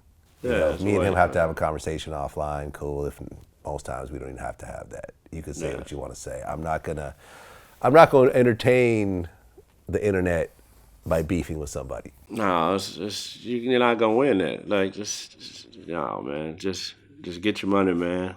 So last time that we talked on camera, we were talking about the whole Young Dolph, Yo Gotti beef. His truck got shot up. He had a bulletproof truck. But then after that, he got shot in L.A. At the hotel right there in Hollywood. And for those of you who don't really know L.A., that is the craziest place to actually have a shootout. Yeah. Because that's like the most touristy area. Hell, they have the Oscars there, man. It's the Oscars are right there. Shoe Palace is like, there's a big shoe store. There's a really like a high-end mall like right behind there with like a Louis Vuitton and that hotel, that hotel kind of wow. Like that hotel is kind of wow. Yeah. Don't stay at the Lowe's Hotel if you got beef with anybody. Go find yourself something out in the valley or some shit in the outskirts. It's a fun place. I've had my fun times over there. Yeah. But you don't want to be there if you got some animosity going on. Yeah, the shooting happened, and they arrested a dude for it, and then they ended up releasing him, and I think that no one was even charged. Yeah, nobody was. That whole situation. Yeah, nobody was. Coming from Memphis and, being connected to Memphis to this day, what is your whole take on that whole situation? Man, I don't know, to be honest. Like, I think they fighting for the wrong reason. Hopefully that's over with now. But I don't know what it all started from. I hope that it didn't start from this whole I'm the king of Memphis thing. I hope that ain't where it came from. But I tried to go see Dolph when he was in the hospital out here. I couldn't get in touch with him at that time. But I wanted to go see him, and talk to him and just from the OG to the young G and just tell him to be safe out here, man. Just squash it. Me and God squashed that beef long ago, maybe a few years ago, or whatever it was. Because it ain't, like I said, man, it ain't worth it. Right. Everybody making money. Right, because I guess Especially Young Dolph's artist Jay Fizzle ended up getting shot recently. He did? Yeah. Yeah, I didn't hear about that. April 14th, just a few days ago, actually. Damn. In L.A. He said he was followed and shot. He was followed and shot near the face. Yeah, man, I hope it, I mean, right. listen, like, when it comes to that king title, the king of New York, king of LA, king of Memphis, or whatever, I think the one thing people need to realize is that kings always have to take their crowns. No one's going to hand you the crown. There's always a fight for the crown. Yeah, exactly. T.I. used to call himself the king of the South. And everybody laughed at him in the beginning. Now look. Yeah. Yeah, killing it. I came up with the whole King of Memphis thing. I was the first person that ever used it. I used it back in like 2001 or whatever. But I changed. Here recently, I don't call myself the King of Memphis no more. My KOM means King of Music. Oh, KOM stands for King of, originally it stood for King of Memphis. Oh, I never knew that. Yeah. All these times I've seen KOM, I just never really thought about it. Yeah, okay. I was the first person to ever use that. Okay, so did Juicy use it also or no? No, he never used it. he didn't want that smoke, huh? Yeah, I came up with it, so he wouldn't do that. Okay, so you called yourself King of Memphis on a song? Yeah, I had a whole tape called King of Memphis. CD back in the day. Like Solo or a 3-6 Mafia tape? Solo. Okay. It was like, I think it was my volume 16 reissue back in those days, and I think I had King of Memphis written on the front or whatever. Okay. So when you called yourself the King of Memphis. Yeah, it was a long time ago, 2001. What was the effect? How did other Memphis rappers take that? Well, I mean, they respected it, it was the truth. It was the truth. I mean, come on, man. 2001, 2002, 3-6 Mafia was killing it. Who were the other major rappers out of Memphis during that time? Was Yo Gotti around during that time? No, I don't think he was around. No, he wasn't around then. Okay. Gotti came maybe a couple of years after that or something like that. Yeah, I don't think he was around then, to be honest. Who were the other Memphis rappers during that time? Basically, everybody was with us, kind of. Hypnotized Minds kind of took it over, huh? Yeah. Basically, it was right. Because Project Pat was with y'all. Yeah. A lot of people was with us. At one point, Gotti was almost with us. I still got a contract at home where me and Juicy was gonna sign Gotti, but it never went through. Really? You guys were gonna sign Yo Gotti? Yeah, I got a contract at home with Gotti's name on it right now. He never signed it? No, he didn't sign it. How come he didn't sign it? I don't know. Not enough money at the time, or? I don't know, to be honest. And you saw the potential early on? Yeah, okay. We saw it. I've actually been knowing Gotti since he was maybe 13 or 14 years old. Because I knew his family. I used to be real cool with his family back in the day. They was D-boys. Mm-hmm. I heard it was. Allegedly. So, allegedly. So, Gotti actually came to one of our video shoots, and I'm going to tell you which one it was. Gotti was when I first met Gotti, it was the Player While You Hating video shoot with Cash Money and 3-6 Mafia Tell Club of Thugs at that time. So, Gotti came to that video shoot with his family. He was I think maybe 14 years old or something. And they was telling me to, that he was gonna come up or whatever, check him out, keep an eye on him, whatever. So I've been knowing Gotti for a long, long, long time. Okay. You tried to sign him, he didn't. Yeah, it didn't work out.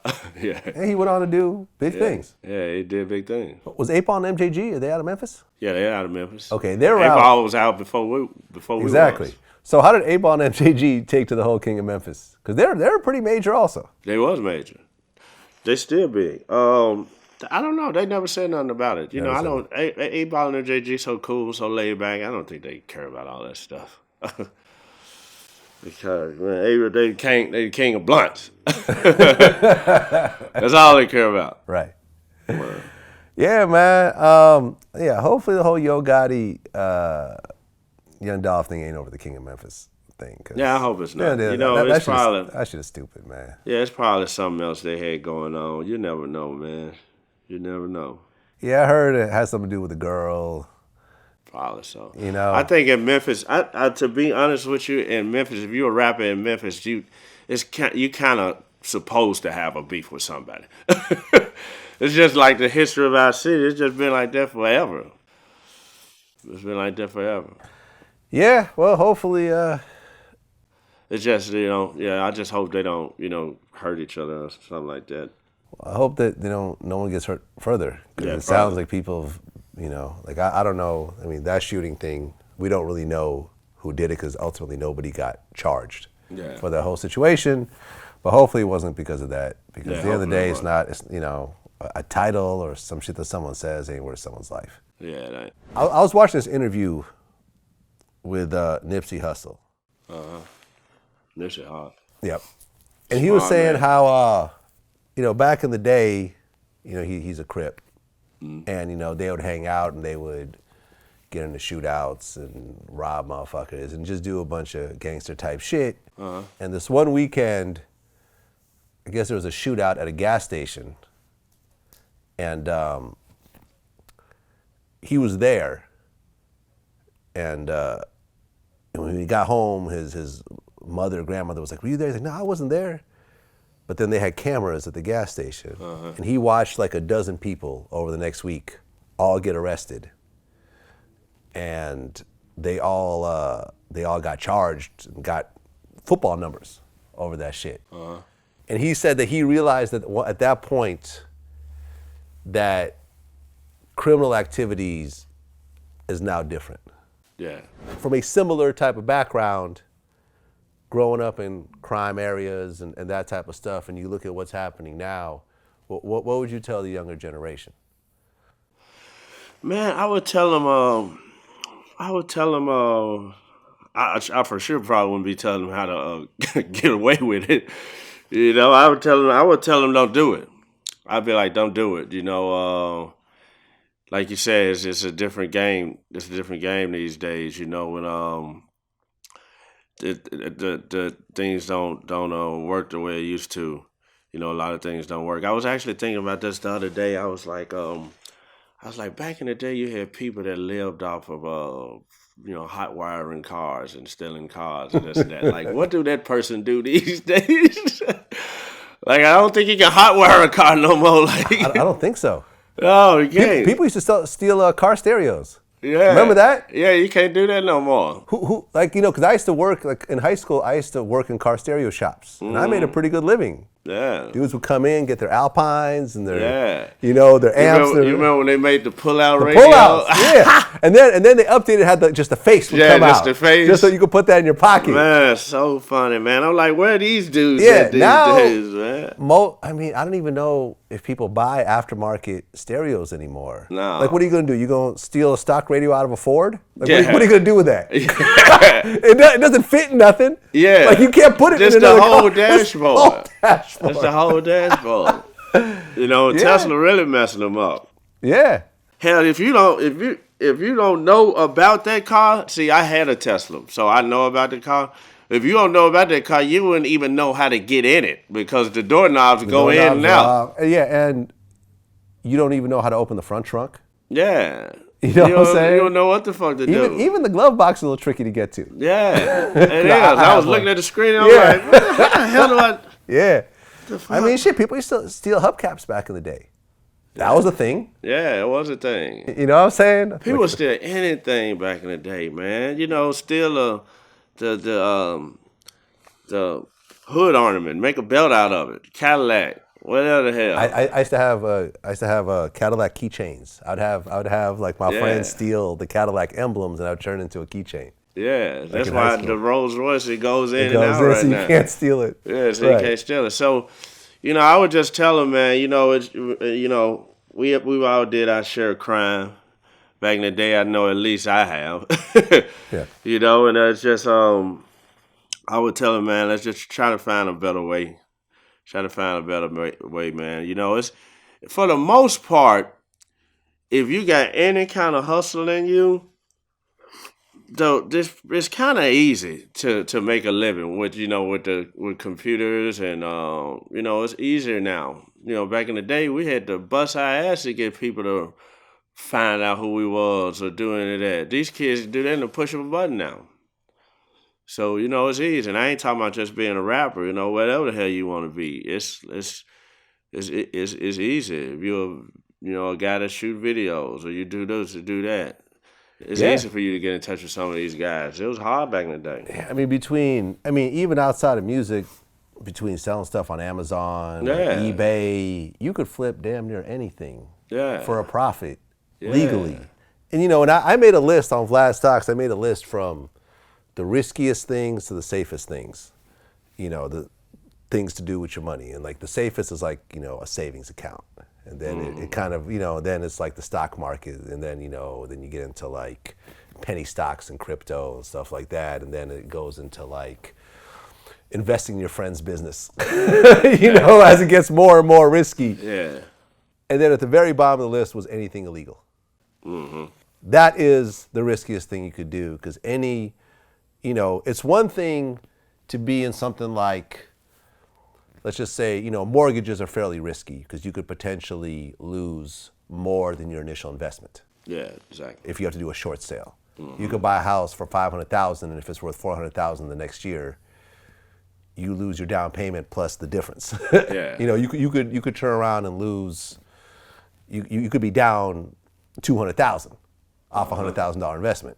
But anything illegal, where you go to prison and you stop any amount of money that you make for all those years, then you got to come back and try to figure out how society is different now and get reacquainted. And now you have a felony on your record and no one, not as many people want to hire you and stuff like that.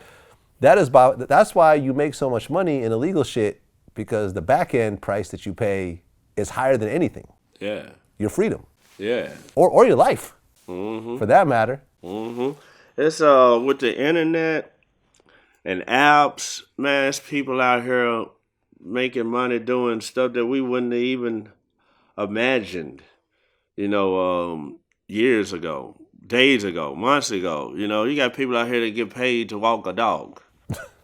I pay people to walk my dog. Yeah, me too. So, you think about it like, damn, did I just get somebody $30 just to walk down the street? I could have did it on my own. But there's other things that I can be doing with that time. There's a lot of other things I can do in 30 minutes. But at the same time, they getting paid, they found a hustle. Right, and they usually, at least my dog walker, will do like 10 dogs at a time. Yeah. You see what I'm saying? So they're getting money. They're getting money from 10 people doing one activity. All the dogs are all on connected to one leash. And they probably, make $300 a day or whatever. So it's tax ways. free. Tax free. So there's ways out here to get, if you got some hustle in you. Uber. You got Uber. We don't know how long that's gonna probably be around, but there's ways. Beyond Uber, you got Postmates. Where you could deliver food, and Amazon hires drivers temporarily to deliver shit during holidays and stuff like that. And the one thing, it's funny because I put this out. Some people got it, but most people didn't get it. And that is, there's a statement where I said, poor people work hard for their money. Rich people make their money work hard for them. Yeah. Yeah, you know what I'm talking about. Yeah, that's how you're supposed to. Your money, you're supposed to always have your money working for you. Yeah, and people don't realize. People think like, oh, I'm just clowning poor people, or I'm saying rich people don't work hard. No, everybody works hard. Yeah. You know what I'm saying? Poor, middle class, everything else like that. But the one thing that the poor and middle class don't understand is that you're supposed to invest your money, and your money becomes your business partner. Yeah. Yeah, you do, because one thing that I noticed is it's not impossible to be rich. You know, the hard part about being rich is staying rich. Yeah. You know, there's a lot of people out here, and it ain't for everybody to be rich. Yeah. You know, but when you get to that point in life, the hard part is keeping it. Yeah. Keeping I lost it all at one point. Yeah. I'll be dead ass. Because I tell, That's the best way to learn. Yeah, no. I lost it all. I started a company. This was before DJ Vlad existed. I started a company. I built it up. I had bought a house in the Oakland Hills and had a drop top Mercedes and anything else like that. And when the dot-com crash happened, it wiped out my business completely. And I had to start completely from scratch. I was dead broke. I was sleeping on couches. You know, I consider myself homeless because I didn't have my own home. I was just sleeping on my friend's couch. And it took me 10 years to build it back up again. But the thought of what had happened taught me not to just keep thinking this money is going to keep coming forever. And yeah, keeping your money is way harder than making it. Way harder. Anybody can make it. Yeah. You know what I mean? Like, anybody could have a hit like Who Run It. But not a lot of people could have 10 hits like Who Run It.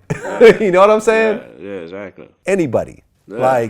Like anybody could have a hit record. With no musical ability or whatever. But to be able to say, okay, I'm gonna either be like a Vanilla Ice and take this hit record money and flip it and invest it and, you know, be able to have this hit, you know, support me for the rest of my life. Or you could be like those dudes that blow all that money and are just mad at everybody else. Yeah. You know, but I think, and this is what I always say, I don't think there's such thing as a middle class. I think there's just rich and poor. Because it doesn't matter how much of a salary you make. If you are not investing your money and having your money put aside and growing, if you are ever 1 or 2 paychecks away from being homeless, it doesn't matter how big your paychecks are. You can be making $200,000 a year and essentially be poor. Yeah, you can. You just got to be smart with it, man, and that's the main thing. You know, it just sitting up in the bank, that's garbage, because they ain't getting you no money. Well, not only is it giving you no money, but you're losing about 3% a year in inflation. So technically, you're losing money every year by just keeping it there. Yeah, exactly. You know, unless you have investments like, you know, you have rental properties and you also have your intellectual property, which is your music. Yeah. And this is what we were talking about earlier in the interview.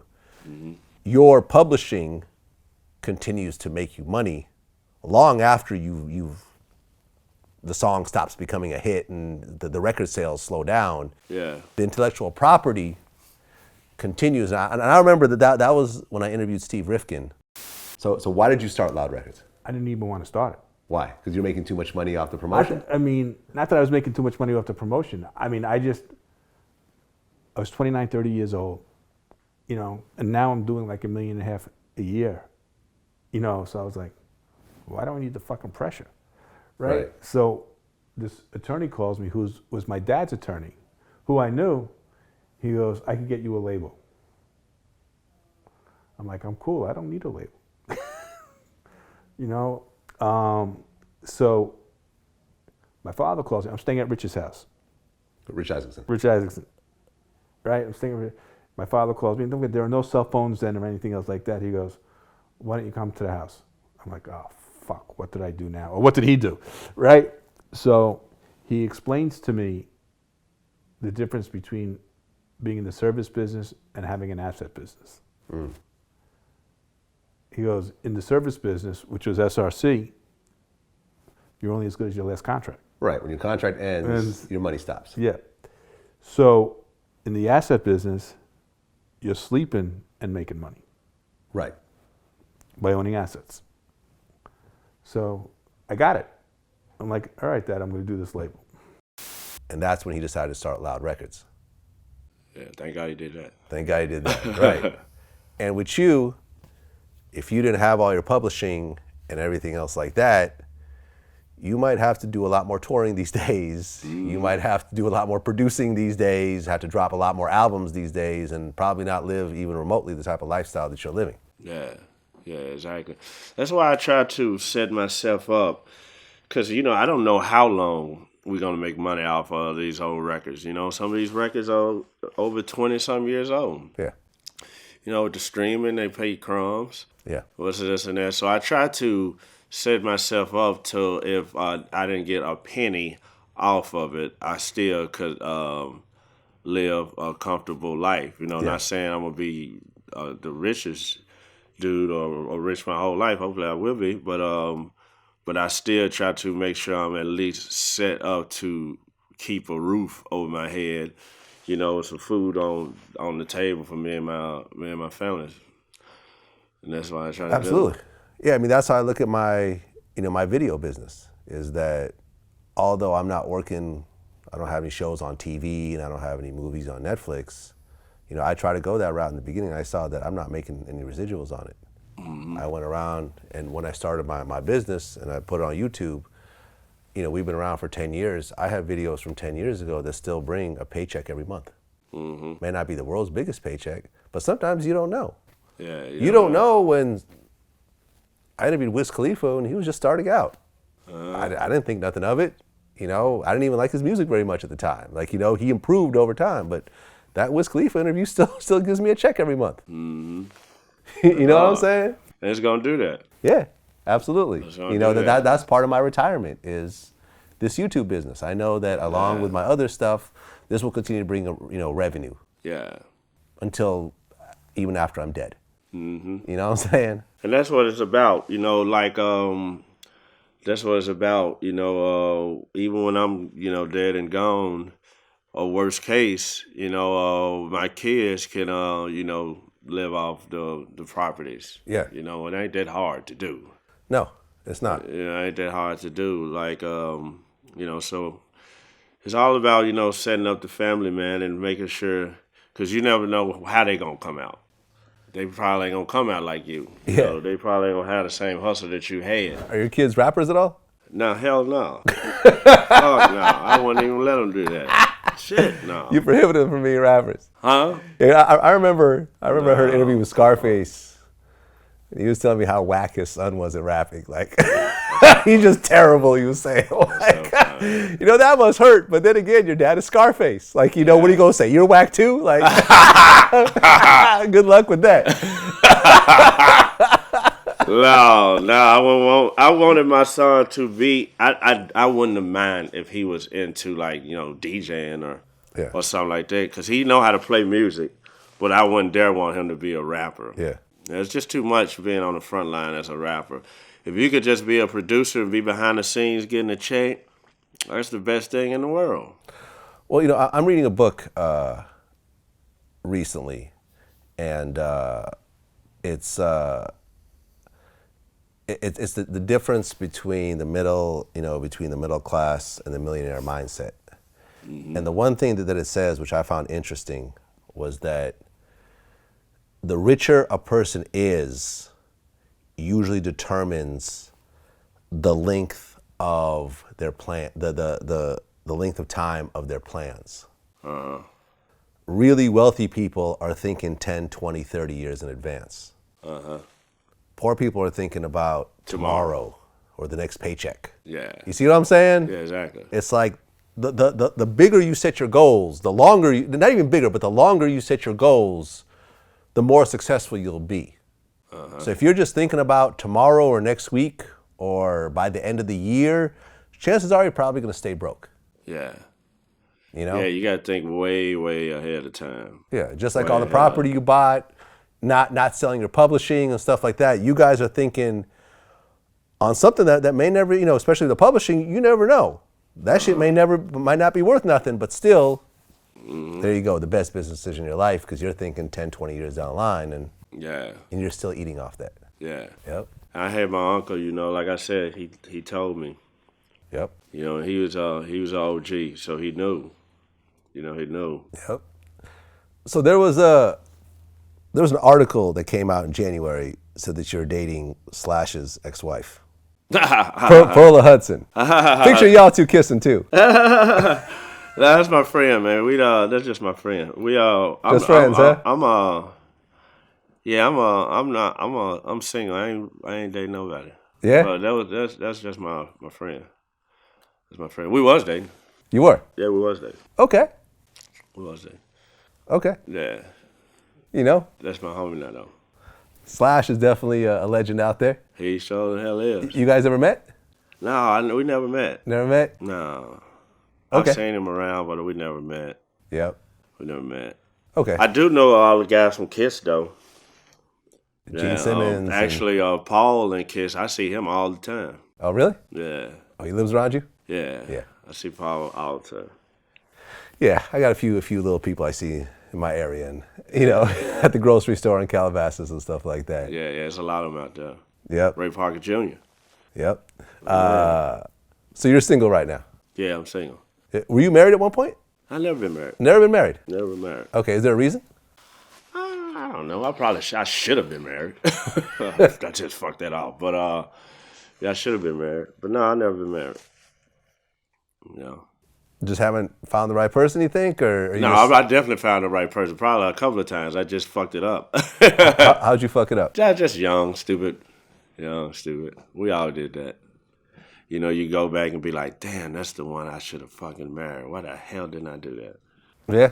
Do you see yourself getting married at this point? One day maybe. Yeah? I don't know. I just don't think that, just the thing about marriage. I think if I ever get married, and I would probably try to do it some other kind of way. Like I probably would make up my own kind of marriage. I had this conversation once. I would try to do it without a contract probably, because it's just like the things with contracts is like you learn this from being in a group or being in business. If you ever had a business partner or whatever. When you have a contract between anybody, it puts a certain kind of strain, like a certain kind of weirdness in the relationship, whether y'all on good terms or not. Well, obviously if y'all are not on good terms, that's the worst. But it's so if you got a contract between you and another guy or whatever, think how that contract would be if it's somebody who you actually fucking.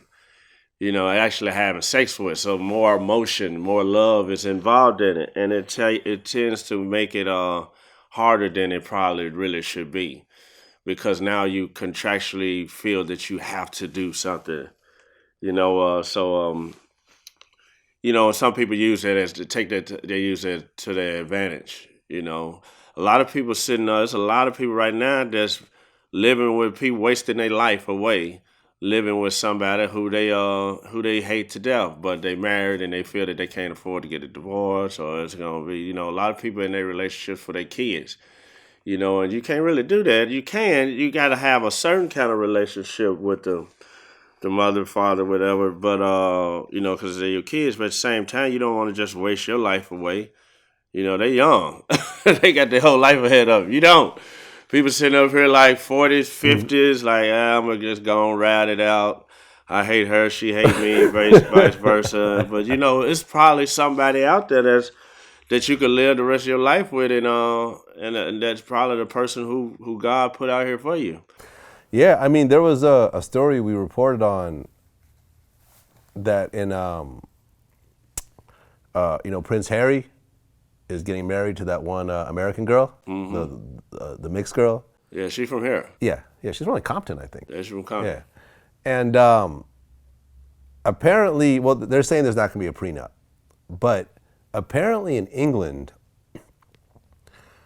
when you get married, like how in the U.S., if you get married for 5 years and there's no prenup, your wife gets like half of the earnings, if you make more, that is. She gets like half of the earnings for like those, for 5 years. Uh-huh. But before that, it's off the table. In the UK, she can get a piece of your entire fortune. You see what I'm saying? Uh-huh. And what they were saying is that when Princess Diana got divorced, she essentially bankrupted her husband, because he's the Prince of fucking England. Yeah. Was it Prince Edward? Prince Charles. Thank you. The European guy helps me out here. I know you know. Yeah. So when she divorced Prince Charles, she got $22.5 million in cash, as well as $600,000 a year to maintain her private office. Damn. She wiped him out. Yeah, that's crazy. You know what I'm saying? That's why I think a got lot of people were saying that's why, he may have gotten her killed. I don't know if that really happened, but Yeah, who knows? But, yeah, man, it's I just don't like the whole contract thing with them. And I'm not saying that I probably would never do it. I just don't plan on it. I don't plan on it. I've had this conversation with some people before, and I don't see the use in it, to be honest. Like a long time ago, I heard Suge Knight say this one thing. He said, "What women really want in life is insurance." So if you with a woman, if you're in a relationship with a woman, you tell her, like, at the end of the day, if anything happened with me, I'll make sure you're taken care of. Make sure you're good. And I think, as long as you tell her that and she believe you, she probably got to see it. She probably got to see a will or something. I hope your ass don't turn around and change it. Mm-hmm. But I think, she'll be cool with that. Not all of them will, obviously, but some of them will.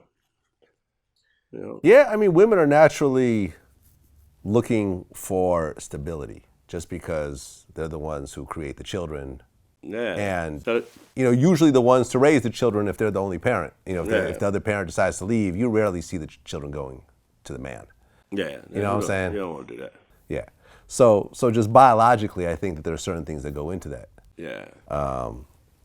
So, yeah, that's why women are more likely to be involved with an unattractive man with money, whereas you don't see very many men involved with unattractive women with money. Yeah. You do. You got the pimps out there. Yeah, of course. But definitely not as common. Yeah, of course. And then, just some guys, beauty is what's on the inside at the end of the day. Yeah.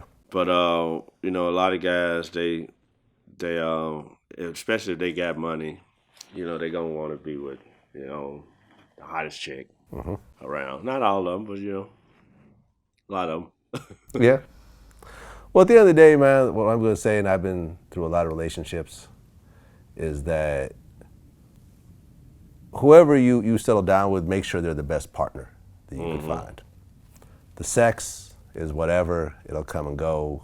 The looks will eventually fade over time. Yeah. But the partnership and the friendship is the most important. And most times, most successful men, you're single, so you're obviously the exception, but most successful men usually have wives or long-term relationships just because of that partnership aspect of it. Yeah, because you want to, like all the serious relationships that I've been in, I was always, it was always with somebody who almost was like a mother to you in the relationship. Meaning that, somebody that could help, like your ass get sick, she finna fill your ass up with medicine, make sure you're all right, this and that, not, you be like, damn, I don't feel good. She be like, oh, shit, I'm finna go to the club. I'll holler at you later on. You be like, what the hell? I just told you I was sick. Well, go give me some medicine. So you want it to be a woman that can, that helps you out. That helps you out, like I said, be there for you, like almost if it was a mom.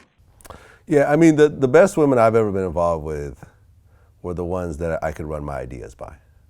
Yeah. And would stop me from doing stupid shit. Yeah, exactly. You know what I'm saying? I was in one of my relationships that I was in with I was in it for a long time. And she tried to talk me out of a lot of stupid shit. A lot of it I still did. One of them I did. I hate it. I did it. She told me don't do it. I should listen. But, we don't always listen with men. We always think we know everything. But at the end of the day, women are smarter than men. They are. Women are smarter than men. I agree. Men, we got the muscles, but he didn't give us a brain. I think that it's not like a woman because she have to be smart enough to protect herself against the muscle. Every man ain't out here to help all women. There's a lot of guys out here that abuse women, so they got to be able to peep that. I would never forget. Prime example, I'll never forget this guy that was in years and years ago. This guy in Atlanta.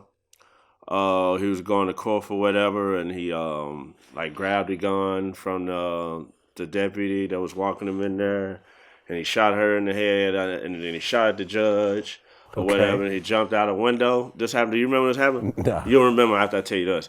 He jumped out a window. He carjacked somebody, and the police didn't know where the hell he was at. He literally had got away with all this, and and then he kidnapped this. He was a black guy. He kidnapped this white lady, and he took her to his house. I mean, he took her. He went to her house, held her hostage, and she said that she read the Bible to him and talked himself into turning himself in. After he had just did some shit that he gonna be in jail for the rest of his life or whatever. And she talked to him into turning herself in. I think she went on and wrote a book, and she probably was on Oprah or whatever. But I was like, man, that right there just goes to show you the power of a woman, and her mind, And that's what they get. That's where they can. That's straight strong like that. Yeah, I mean, we always like to say that women are more emotional, and in certain aspects they are. But they're a woman. They're supposed to be. Well, how often do you see a woman get into a fight with another woman and pull out a gun and shoot them? Yeah, they don't do that. You see what I'm saying? Like the male ego is more fragile, I think. Yeah, it is. You know what I'm saying? Yeah. I remember I interviewed Chi Ali. I moved with my daughter's mom to Throgs Neck Projects. That's in the Bronx. We all good. Her brother was actually doing some time on Rikers Island, C-76, like some short time. When he came home, he was staying with us. As much as we tried to keep it friendly, it wasn't, we weren't really friends. Like, we were dealing with each other, but we weren't enemies neither. Let's fast forward to the night, we get into the altercation. My daughter's mom calls me the night at hand, and she's crying. I don't know exactly what happened with him and her, but they got into it over something. Me and him ended up getting on the phone dialoguing. He basically told me I was dead, and he ended up telling me you could suck my dick. So I see him on Dewey. We exchange a few words. He's talking some gangster shit. I'm talking some gangster shit. Did he threaten you at that point? It happened so fast. I don't know that he threatened me. He turned around and just was talking shit. Like when I ran up on him, he was like, "What?" Like, "Well, yeah." I backed out and clapped him. All over suck my dick.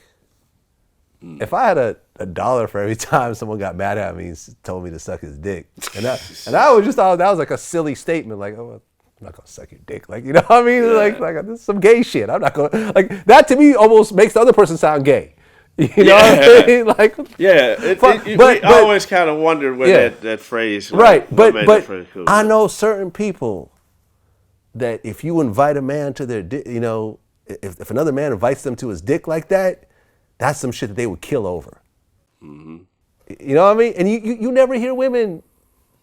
I mean, yeah, there's women's prisons, but there are very, the amount of women killers out there, the ones who get into fist fights and all the other shit to protect their over an insult. Small fraction, man. The funny part about women is women will get mad over some crazy shit. Women will get mad if a girl walk in there and got the same purse as her. And after she just told her that she was gonna go get this purse, and then the girl her friend come over there with the purse, she gonna be mad as hell. She ain't gonna shoot her. That's what I'm saying. She gonna be mad. She gonna be mad. They probably gonna break up the group. The group ain't gonna get back together. So it's just, but like you said, yeah, they ain't gonna get that. They ain't gonna go as far as us men will go. That's what I'm saying. We'll go far for nothing. Yeah, for nothing. I when I was a kid, I was at my auntie house, and this dude shot this dude over shot and killed this dude for I think it was $34 in dice game. Yeah. I was like, damn.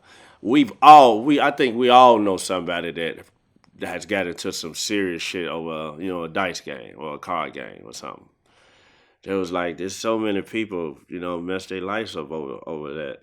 Just a simple little in the hood dice game, whatever, man. It's crazy. Yeah, man. Men need to grow up. Yeah. Men need to grow up. Women, women they just smarter than us. They just Yeah, are. they need to, in the whole Me Too movement, I'm not, I have certain issues with it, but I think overall it's a good thing. I think the equalization of these things will ultimately bring a big, a positive result, even though a few guys will, be, And some shit. in some shit over it and get thrown under the bus, in the process of it. But overall, man, women are important. You got to respect women. Yeah, and women do go through a lot. It's hard being a woman. It's hard being a woman out here. Because men, there's a lot of men out here. Gonna want them to do certain, do stuff for them to get what, to get whatever they're trying to get. So it's hard for them, man. It's really hard. Yes, sir. Well, DJ Paul, man, always a pleasure. Always, man. Congrats on the Who Run It challenge. Yeah. You know what I'm saying? Some of these songs actually hit Spotify. I've been seeing them pop up. Okay, so you got some checks coming for those. Yeah, I'm gonna have to, man. I've been seeing those pop up. Your legal team will go and issue some statements in case they don't clear them. Sony and all them, they gonna probably be calling them folks. I'm not tripping, but they gonna be at their ass. Do people ever license your shit for freestyles? I never heard of that happen. Okay. I never seen that. This would be the first time, I would say. Okay, right. Because if you put out a mixtape and you're rapping over other people's beats and that mixtape hits Spotify, then you got to pay up. Yeah, YouTube, all that. Yep. Yeah, because somebody getting checked. Right. That's what it is. DJ Paul. Until next time. All right, yeah.